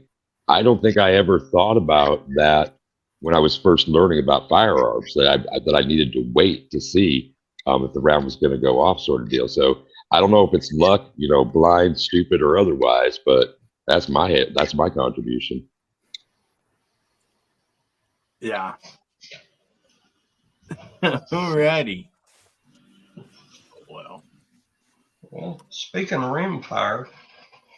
Okay, there's there's a bucket. There's a culprit right there. I've been after this for probably 2 years. My local gun shop had it. Oh yeah. I went haven't in seen there that either. Well, and I said, "What do you want for it?" And they're like, "Well, we just got it in. We ain't decided on a price yet," and so they didn't put it on a shelf. Time went by. I'm like, "Where's that bucket of 22s?" And they're like, "Oh, fella laid it away." Well, he never did come in and pay for it, So they brought it back out finally, and I said, "Look, what do you want for it?" And they're like, "Well, we ain't decided yet." And I'm like, "My God, you've already had it laid away." They're like, "Well, price going up, price going down." It's a brother and a sister and one of the friends that run the gun shop. Good people, but on some things they can't decide, what to charge for something. So I let it go, and then they finally put it up in the back, just didn't bother with it. And then I went in there one day not too long ago, and I'm like, there it is. I said, "Look, I'll give you 75 for it." And then they wanted 100, and we ended up at 85. So I just bought it 1,400 rounds, $85. that's pretty good. I love some 22. That's really good. Well, I haven't seen it in a while because since before COVID. So yeah. Well, it's hard to tell how long this bucket might be 5 years old for all I know. Might be older than that, might be newer, I don't know. But I like sitting here looking at it and saying, "Oh, look at this. Remember the shortage a few years back? You couldn't find this stuff nowhere." I learned from that shortage. And amazingly enough, the day after Trump got elected, ammo just seemed to come out of thin air at Wally World and everywhere else, and I'm like, I'm stopping. And every time I'd go to Wally World, for whatever reason, I'd make my way back to the sporting goods department, and I'd buy 4 or 5 boxes of assorted different ammo, and it paid off. Well, that should do you well. That's the golden bullets generally cycle well. They don't group so hot for if you're doing target stuff, but it's actually one of the few ammos that's recommended by if you get a 22 conversion slide for your Glock. They only recommend the CCI and golden bullets, so it should work. Real quick, I want to say goodbye to Michael Dunn and hello to MCK. So sorry about that, guys. Oh, you're all right. I've never had a problem with the Remington gold bullets. Once in a while, you might get an underpowered round or something like that, but I've been fortunate. A couple of times I got like a dented one, but that happens when you got it in a big bucket like that. And they take it out of the truck or whatever, and push it in the back of the storage and whatever. So, but that's what's going to happen when you don't have it in a nice little box with a little individual, holder for each round, but it's a good price. Yeah. You bet. You know, I really wish Rock Island would put out a revolver chambered in 22 LR. I got the little 38-206. I love that thing. I wish they'd put one out in 22 like Taurus did. I'll mention that to them at SHOT Show. Huh? I'll mention that to them when I see them at SHOT Show. Oh, okay. I'd appreciate that. So up next, guys, we have another topic here. DJ, you want to go ahead? I put the banner up there. Do you want to go ahead and cover this, buddy? Yeah, I was just thinking when Hillbilly asked about that any song that you would associate with the military or service kind of thing, it doesn't have to be anything real specific.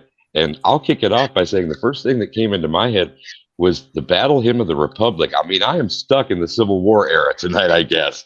So Battle Hymn of the Republic, and I had a fascination with Vietnam starting when I was in junior high, and I read just anything that I could. And I was also a fan of several of the movies that were done about that conflict. And so the Rolling Stones' Paint It Black is one I always hear in my head when there's something, when I think of Vietnam where someone refers to it and music itself together. And I guess the third thing that I think about when it comes to that, and that's also based on Vietnam experience, was the Adrian Cronauer story in Good Morning Vietnam with Robin Williams. Really, really like that film. Great soundtrack. Really great parts as well. Hell yeah. So that's what I got. Like Garage Guy, what do you think of, or maybe something even that you really got into when you were serving?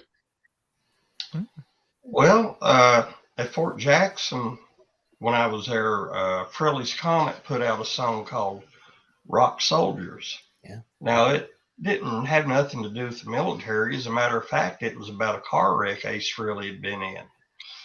But, the way they was doing right before the guitar solo, you'd be hearing them counting off cadence, hut 2, 3, 4, rock 2, 3, 4. And a lot of the basic training platoons, they was marching to that, and whoever was calling out the cadence, was calling out the words to that song. And I'm like, okay, and I about heard that everywhere I went on the post at the time. Usually it's other songs would be, the general songs, like you mentioned, Battle Hymn of the Republic. There's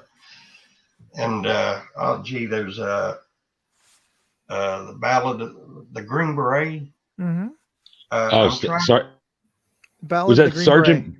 Yeah, Sergeant Barry Sadler. Was that the?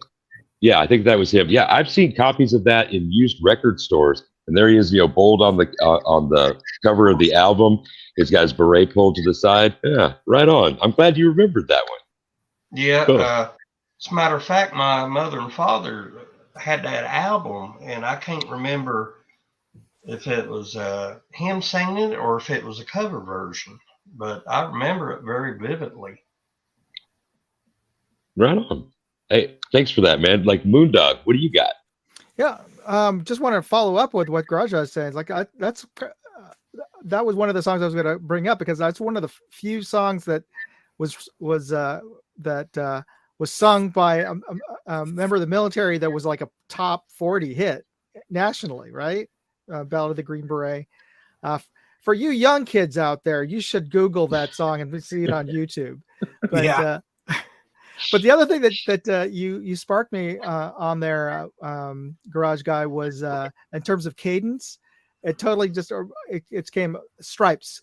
Do what diddy dum diddy do. Yeah. That was an awesome use of that song. Yeah, another great thing for you youngins out there to Google on YouTube to watch Stripes. And Moondog, I'm gonna take that. I'm gonna take Bill Murray, and I'm gonna roll it over into his performance in Caddyshack when he's like his character. You know the character I'm talking about. Mm-hmm. He actually recites lines from Ballad of the Green Berets in that movie. Right. Yeah. He does. So that's awesome. Hey, Mark, right above, man. What do you got? I'm going with Ride of the Valkyries from Apocalypse Now. Oh wow. Excellent. I mean, blown away by that. Yeah, absolutely. That's a great seed. Charlie Don't Surf. I love it. What about something else, man? Nope, nothing else right off. Right on. Didn't want to, not trying to overpressure. Say, Bubba, I know you got more than a few, man. Lay them on us. All right, so number one. No, actually, these two are tied for number one for me. The first one is One by Metallica. Of course, we're always going to remember that song. That is a dedication directly to the Vietnam War and to World War II, matter of fact, in that era, in that bygone era, in between World War II and the Vietnam War. Just because it was based off of Johnny Get Your Gun is what they used in the video. So, yeah, it was definitely in between those times. We've also got second place, but not too far behind, One by Metallica. We have The Rooster by Alice in Chains, which will always be one of my favorite songs. And it was definitely Vietnam. Duffer 426 just said it, CCR, Fortunate Son, which I'm convinced they ever try to take people's guns. That's the song they're going to hear when they knock on the Vietnam vet's door. Along with This Is for Waco, but and a Barrett 50 cal going off. But anyway, so got those two songs, and always, I'm wearing one of his kind of a hat that he would wear. So Toby Keith, courtesy of the Red, White, and Blue, and American Soldier, and then a John Michael Montgomery song, Letters from Home. Yeah.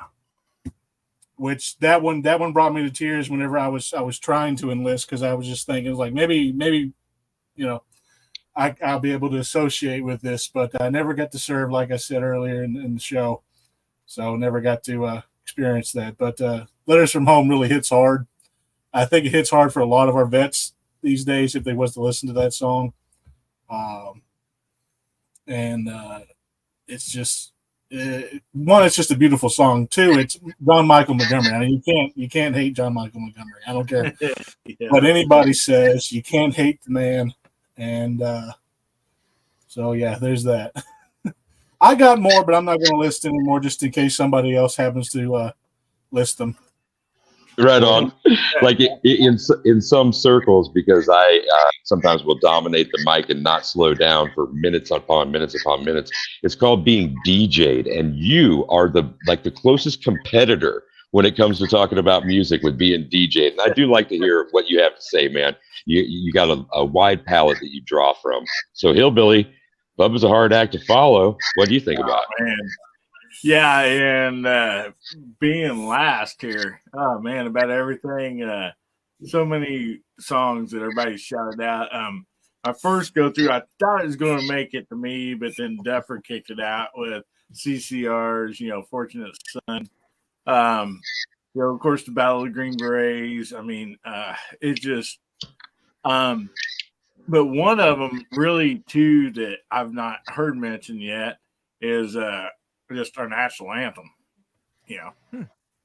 and wow, that right there, that song was written from a battleship, and Good battle.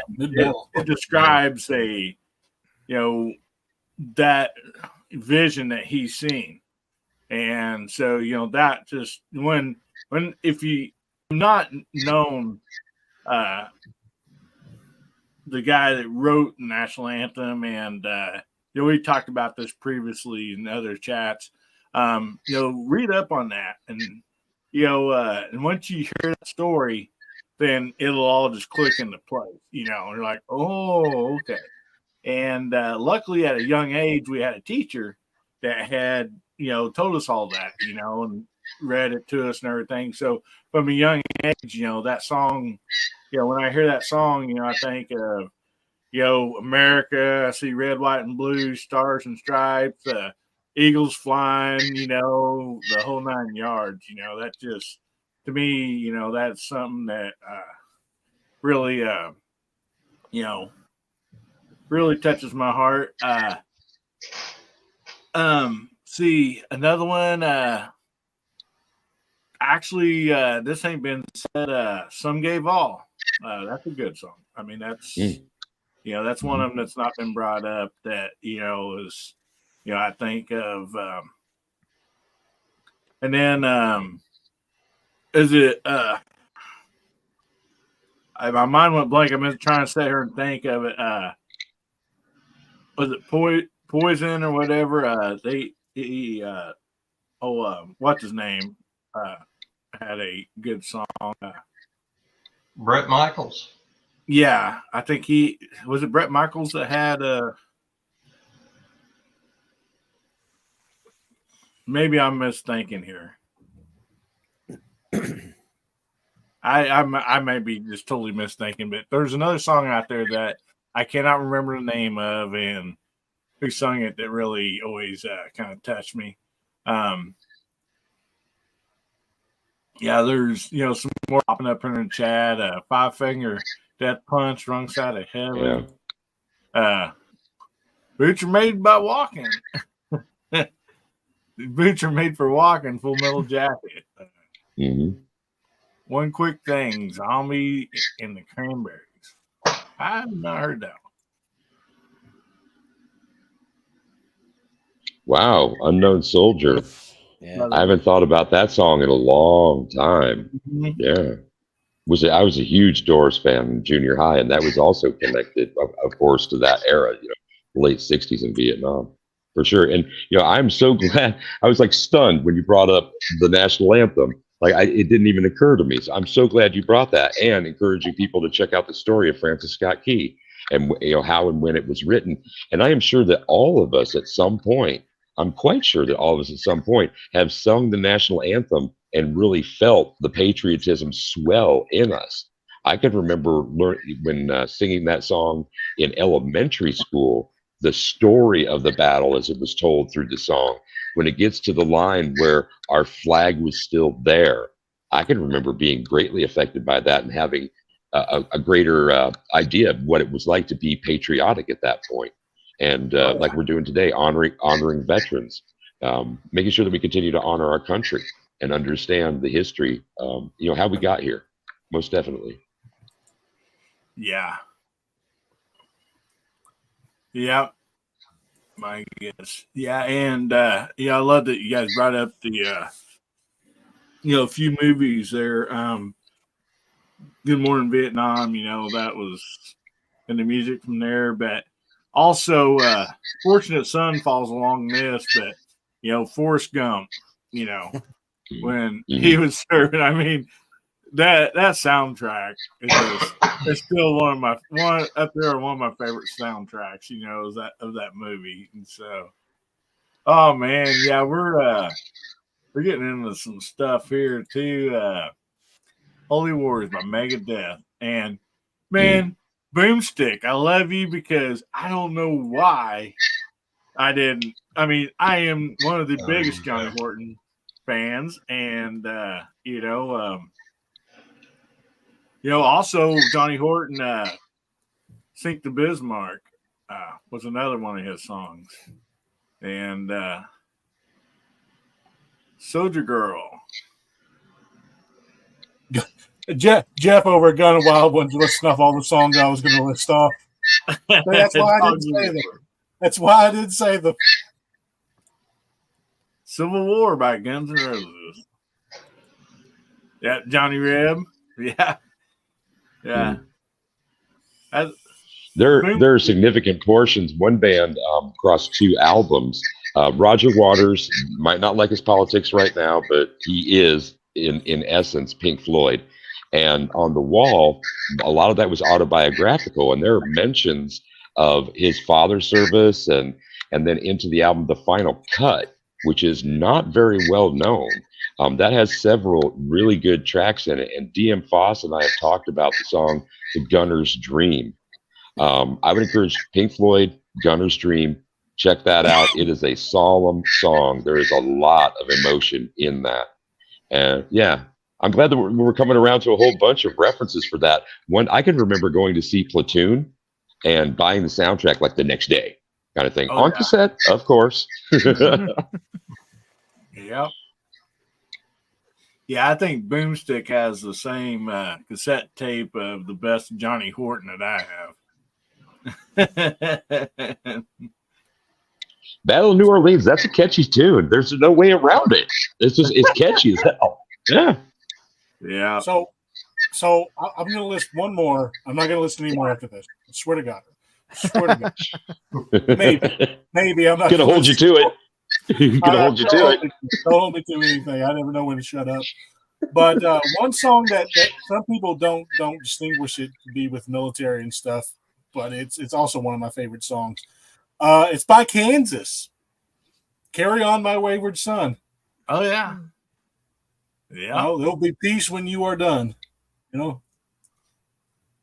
So that's another one. And the Cranberry song mentioned, Zombies. The Bad Wolves redid that song. Yeah. And it was originally going to be sung by the lead singer of the Cranberries, but she died 2 days before the recording. Wow. And they had it all set. They originally weren't going to come out with the re-release, but they got a note from her or whatever before she died or whatever that was sent in the mail, and it got the day that she died, telling them, "Yeah, go ahead and make that song. If I can't make it there for whatever the reason, go ahead and reproduce that song." So she really wanted it to happen. So Bad Wolves redid the song "Zombies." If you've never heard it, it is a very, very powerful song, and they did a good job redoing it. It's more of a harder rock version for their version, but yeah, it's still good, still rings true. Right on. And I think I heard Moondog's voice in the background there saying Dolores O'Riordan. Was that you? Yeah. Mm-hmm. Yeah. Yeah, absolutely. Yeah, good track. And I think Guns and Barbecue is out there. He and I have had a conversation about that song. That he's fond of that. So I love that we get to talk music every episode, Hillbilly. It just in the words of DJ Play Nice, get my own name out of my mouth there. Rock. It's just great to talk about music. Something we can all relate to that brings out, memories and emotions and everything. It is a significant part of who we are as human beings. I love it. Yeah. And, that's something when it comes to music, vehicles, stuff like that, I feel like it's brings everybody together because, they can relate. Music has such a powerful sense or whatever that it brings people together. You're like, oh yeah, man, I love that song. I can relate to that song, and and you're like, dude, you listen to that band too? I love you. Yeah. I mean, now you got something in common. You're like, I had no idea that you listen to that band. And so it's just a great way to bring people together. And most everybody has opinions on songs, their favorite and stuff like that. So one of these days, maybe next week, DJ, we might do something. I'll let you think about that. We might bring up a verse or something with the music. Maybe I don't like being negative on this channel, but I think we can make it fun. Some of the worst music. yeah. All right. I'm going to be silent that episode. I'm going to be silent for that one. You've already made mention several times, Bubba, so you've got a few of them out ahead of the discussion. That's great. That's a good idea, Hillbilly. Yeah, as long as we keep it fair and even, kind of deal. Yeah, that'd be great. Yeah.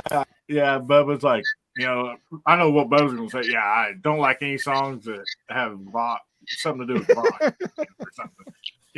They'll bring two birds that fight. Well, ironically, most rap songs say Glock, so it's just like, yeah, I don't like most rap songs either. So I mean, that's all we got to go there. But man. Hey, Boomstick wants me to call somebody out. Hey, wait a minute! It was only a matter of time. It was only a matter of time. Shoot the balloon, Bubba. Do it on a calm day, though, and in good bright light. We'll do it indoors. I can't trust the wind out here in Kentucky this month so far. God. Moo's he's already gearing up for next week then. Right.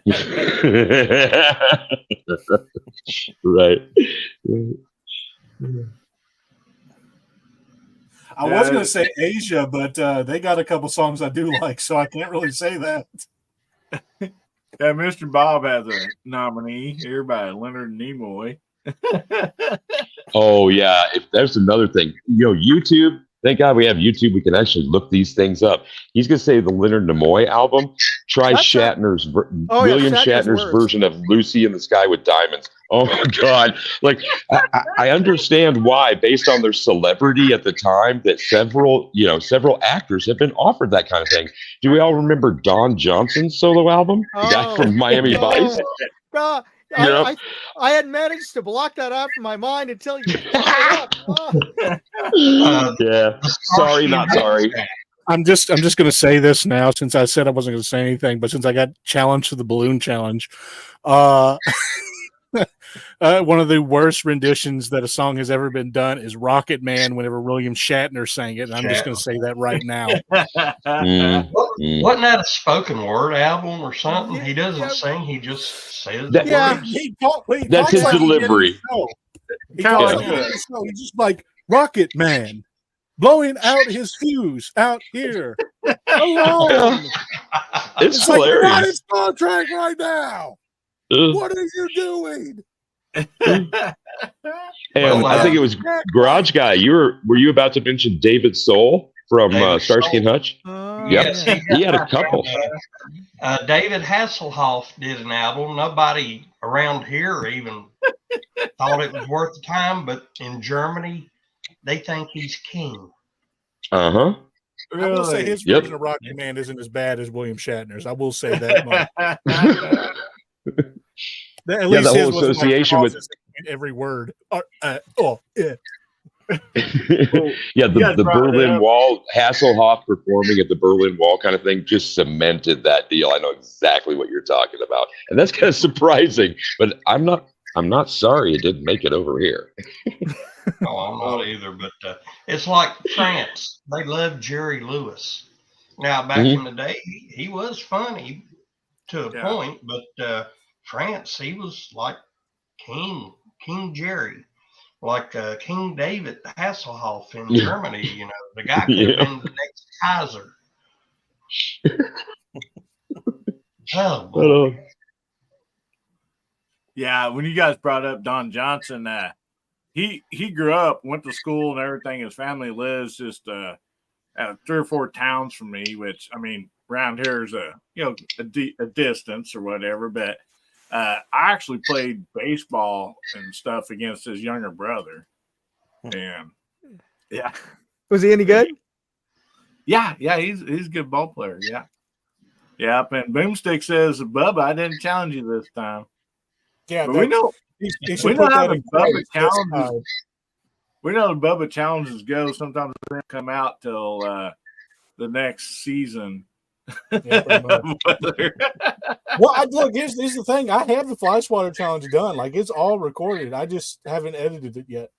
I haven't had time. Like, the only time I've been getting has been, the time I get to spend with you guys. That's it. That's all time I've had the last few weeks. And then to do the Wednesday morning chats, that's it. After that, I'm like swamped working on the farm.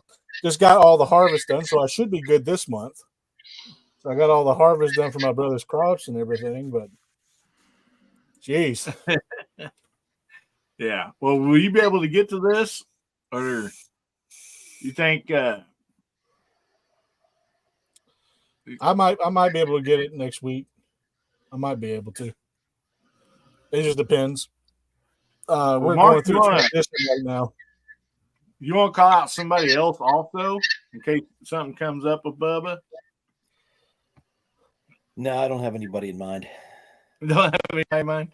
And guys, if you haven't watched that balloon challenge, it's been fun. I'm gonna be going out and doing mine hopefully this next week if I can.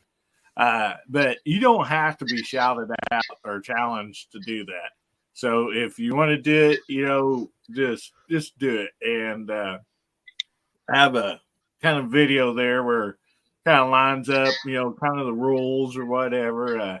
it's mainly just to have fun, so it's not a big deal, but if you'd like to do that, make sure you jump in and do it. And then if you watch that video, you'll see where you can put a hashtag, and that way it'll link them all together. And so you type in that hashtag, you'll be able to see everybody that does those videos. So anyway, Time Boy says Elvis was a good actor. Fair. But actors or singers, yeah. I thought of another one, Eddie Murphy. Party all the time. Yeah. Oh man. And when you hear him sing, it's just like I'm glad that he had the boldness to do it, but the voice does not match the guy, kind of thing. Like the first time you hear Mike Tyson speak, it just doesn't match. It's just like disconnect. What's going on? But yeah, that was a good one. No doubt about that. I do want to make. I want to make one statement of something that Gun and Wild one did. Right. He mentioned Jim Neighbors. Right. Now, neighbors is spelled like how I think the word neighbor should be spelled. I'm sorry. I know I'm going redneck right there, but every time I hear neighbors, that's how I imagine spelling it. I know it's not spelled that way for the word, but my God, that's how it should be spelled. Maybe a Y in there after the A, but it's still that's how I picture the word neighbors. But dear gosh, just like knife. Why's the K there? Why is it silent? But Bubba, are you hooked on phonics? What's going on, boy? Bubba says, Boomstick says, make sure you got some tannerite for that balloon challenge. Oh, it's on. And don't pick up a dancing. Don't get a dancing balloon like Mark got. Man, that thing. Make sure it's not on crack and it's not a dancer. So, you want to find one of those old tired balloons. That's been there for a while that ain't got much movement left in it. So I think I know what I'm going to do. All right, this is what I'm going to do. All right, I'm going to take a box, right, and I'm going to set the balloon inside of the box. And whenever I shoot the thing, right. Whenever I go to shoot the thing, it's not going to sway side to side. It's going to be boxed off right here. And the only thing it can do is go up. So the top's going to be cut out, but the side's going to be there. And I'm going to shoot it straight. You just see him with a bag over its head. Yeah, this was an ugly balloon, so I'm shooting it. Well, oh, man, what a fun night, guys. This has just been a blast, and I agree with Michael down here. Said Mark's balloon was literally breakdancing, on the ground, spinning, doing all those. I think I seen it do the caterpillar or the worm once or twice too, So, so anyway, let's start to wind this show up. Moondog, we'll start with you and let you. Sure. Plug your channel and stuff, and we'll just work our way across the bottom and around. All right, so I've got 3 channels, but of course, since we're all into guns and ammo, you probably won't be more interested in seeing my main channel, which is Moondog Industries. So you can find that at Moondog Industries, and of course, you can find all my videos at moondogindustries.com. I also do reviews on gadgets and things on my Moondog Reviews channel. And I just started Moondog Go, which is why I put my little name here as Moondog Go, because that's the new channel. It's all travel related stuff mostly in there, and just also events that I go to, like I guess travel and events, because I went to the eclipse recently, and so I filmed that. Oh, nice. So definitely tune in. Check out tomorrow. I'm going to be posting up a review I did a comparison review between the Monstrum Banshee LPVO and a Sig Sauer Tango MSR LPVO, and just wanted to see how badly the Banshee would compare to the Tango, since that's the designated optic for designated marksmen in the Army now. So but actually didn't do as bad as I was expecting. So you should definitely check it out. That video is going live tomorrow afternoon, 1 p.m. on Pacific time. So hope you like it. Check it out. Leave me a comment. Tell me what you think. All righty. And guys, if you've not been over to see Moondog, go over and check him out, subscribe. And I'm going to share this because doing Gary's show last night, Gary does Gorn, where people sends in pictures of their guns and stuff. Well, looky here what Justin Grimm brought us last night. He says, I won this from Moondog. Oh, okay. So he's the one who got it. All right. Yeah, look at that, man. That thing is a bright light. It's like a bright laser. There. So not only Moondog got an awesome show, channel and everything, he gives away some great stuff like that too. So, make sure you go and check it out. I'll do another giveaway soon. Well, alrighty. Thank you very much for being here tonight, Moondog. We sure appreciate you. And so, Garage Guy, what do you got going on, buddy? Well, like I was saying last time, it's going to be mostly update videos, and I got a bunch of them coming up. But more importantly, I want to tell everybody in a side chat and anybody that watches the replay of this podcast, next week, Mike, number 50, we got to do something special. And in appreciation for letting me come on here, when you do the giveaway, I got several knives I'd like to throw in. We can give away brand new knives. Oh, nice. Man, that's awesome, Garage Guy. Thank you. That is awesome. So make sure you're not going to miss next week. That's for sure. We're talking about music we don't like. Garage Guy's giving away a bunch of great stuff. So, man, thank you very much for that, buddy. Anytime. And, guys, if you not went over to Garage Guy 879 Gilder and check out his channel, great stuff over there. You're not going to be upset at all. You're going to really enjoy it, and you're going to want to subscribe. So get over there and check him out. And appreciate you being on tonight, buddy. And here's some links here for Moondog's channels. So go over and check his out.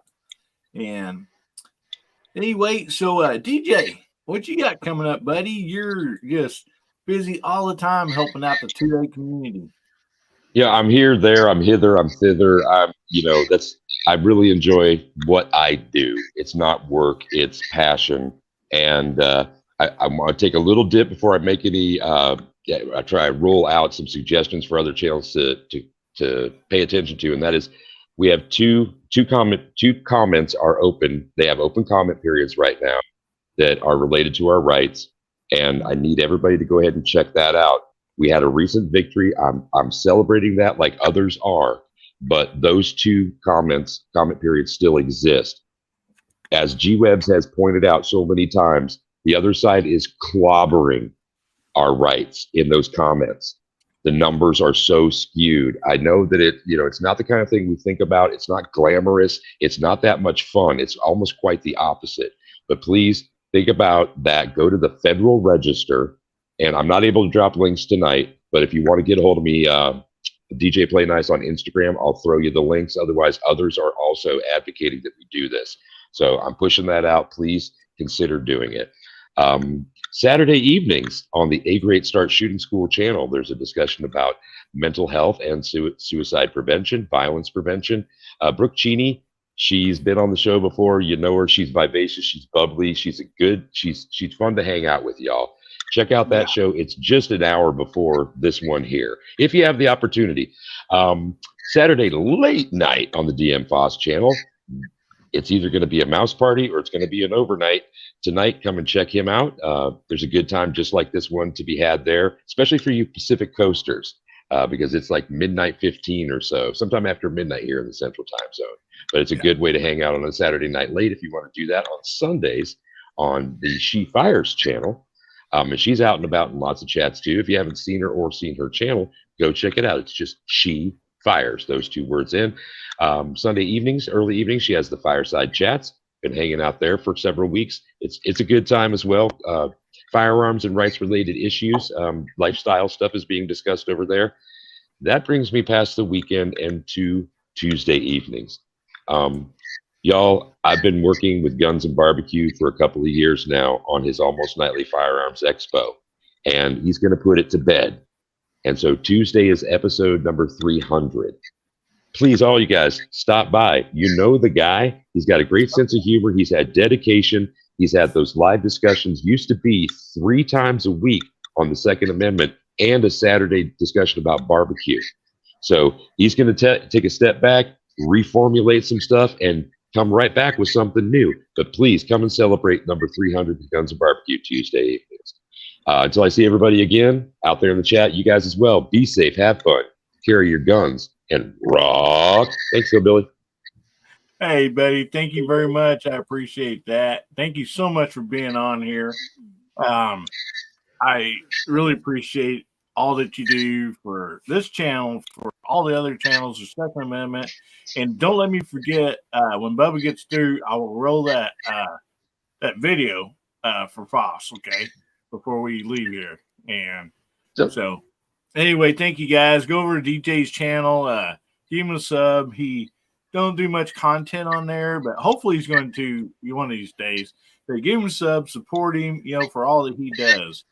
And appreciate that. And Moondog's got the deal up here, so where you can go to the Federal Registry and check that out. Appreciate that, buddy. And yeah, Moondog, thanks for having my 6 on that, bro. I really appreciate that. I drop links all the time. It's so great to have somebody else out there who's just on point. So thanks, man. Thank you very much. You bet. So thank you, DJ. And Mark Thomas, what you got coming up, buddy? I don't know. got nothing planned. It's just, kind of whatever. I film stuff when I do it. I did get a new to me revolver this week, and got that out and shot it on Friday. That was a lot of fun. I'm still looking forward to doing some loading for it, so there'll be a few more probably featuring that. And we're starting to get time to be out in the woods, so you might see maybe a hunting video or two. But other than that, no great plans. We'll just see what happens. Thanks for having me. It's been great. Well, thank you so much, Mark. I really appreciate you being here. Guys, go over and check out Mark's channel. Great gun content. He has content on there with him and his son. Also, just great stuff all around. He makes some awesome leather work, holsters and stuff that just second to none. So make sure you get over there and check him out, okay? And get subscribed to his channel. Appreciate you, Mark, for being on tonight, buddy. Thank you. Really do. So, Bubba, we're up to you, bud. What you got coming up besides the Hillbilly Bling Challenge? Oh, the garage guy go? I forgot. The garage guy go? Was I like half asleep for that one? I don't know if the garage guy went before me or not. I think I done went. You done went? Turn, man, I'm getting blackouts now, I guess. I don't no, as always for Wednesday mornings at 11 o'clock Eastern, 10 o'clock Central. Sorry you live here, Moondog, but for Common Corner, I believe it's 8 o'clock in the morning. So yeah, go check that out. Just talk about midweek wrap up for all the small gun tubers and stuff like that. I try to keep everything up to date, but trying to catch up to all the videos and explain everything and stuff. Sometimes I'm a little behind, and sometimes StreamYard likes to delete my banners for some reason, or YouTube likes to delete them. I don't know what's going on there. But yeah, come check us out. Just have a little bit of a good time, and I like to ask the audience some stuff, kind of like we do here, just a little bit slower paced, because that's how I am. Like I said, got a couple of the 25 flies, the Frostwater Challenge and Day at the Range videos. I'm trying to upload, but I just haven't had no time to do them yet. I know I keep saying that. It seems like it's going to be a broken record. But I got that, and I guess I'm going to have to do the balloon challenge now since I got issued it by Mark. If it had been anybody else, I probably would have said no. But yeah, so got that coming up, I guess. Got some reloads going to be trying out for the 450 Bushmaster, some bullets that CW sent me, which, by the way, check out CW. If you have not checked out his channel, check out CW Long Shot. You will not be disappointed. That man is very, very knowledgeable, and he is a very, very dear man. He's a very kind person and would give you the shirt off his back if he could. So definitely go check him out as well. And also check out everybody else's channel. Before you check out mine, these guys are more deserving of it than I am.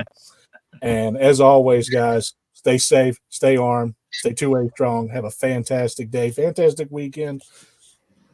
Keep getting at it. That's it. Well, thank you, Bubby. You're very kind, buddy.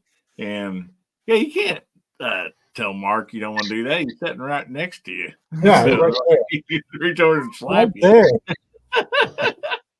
Guys, go over and check out Bubba Tricops Ballistic. Great channel. You'll enjoy it. Great stuff on there. And like, make his live show on Wednesday mornings. It's always a blast. A lot of fun. Get over there, get subscribed. And I just want to thank you so much for being tonight too. And we're going to play this little video here for everybody, and then we'll be right back. Okay. I am gravely disappointed. Once again, you have made me unleash my dogs of war. Howdy, everybody. How y'all doing? There has been too much violence, too much pain. But I have an honorable compromise. Just come join us. Saturday nights, 11 p.m. Pacific, 1 a.m. Sunday metric. Just join us, and there will be an end to the horror. Just join us. What is metric? That's What the is best line. metric? So make sure you get over there tonight after the show. I think 30 minutes or so when it comes on. I can look here real quick and make sure. Well, I don't see it posted yet, so I may have to refresh my deal. But anyway, just after midnight Central Time, DM Fox show. It's a blast, a lot of fun, and I just want to thank you all so much for being here tonight. The panel, the side chat, everything was just so much fun. It was a blast. I honestly really enjoyed tonight, guys. We want to thank our veterans for your sacrifice, for your service. I mean, we love each and every one of you, and we just want to thank you so much. And we really do appreciate you. And saying that, I want to leave tonight saying, remember God, family, and country, and make somebody's day better, will you? It's not that hard to do. And if the good Lord's willing, and the creek don't rise, we'll all be seeing you again. I love you. We love you, Hillbilly Nation. Everybody say good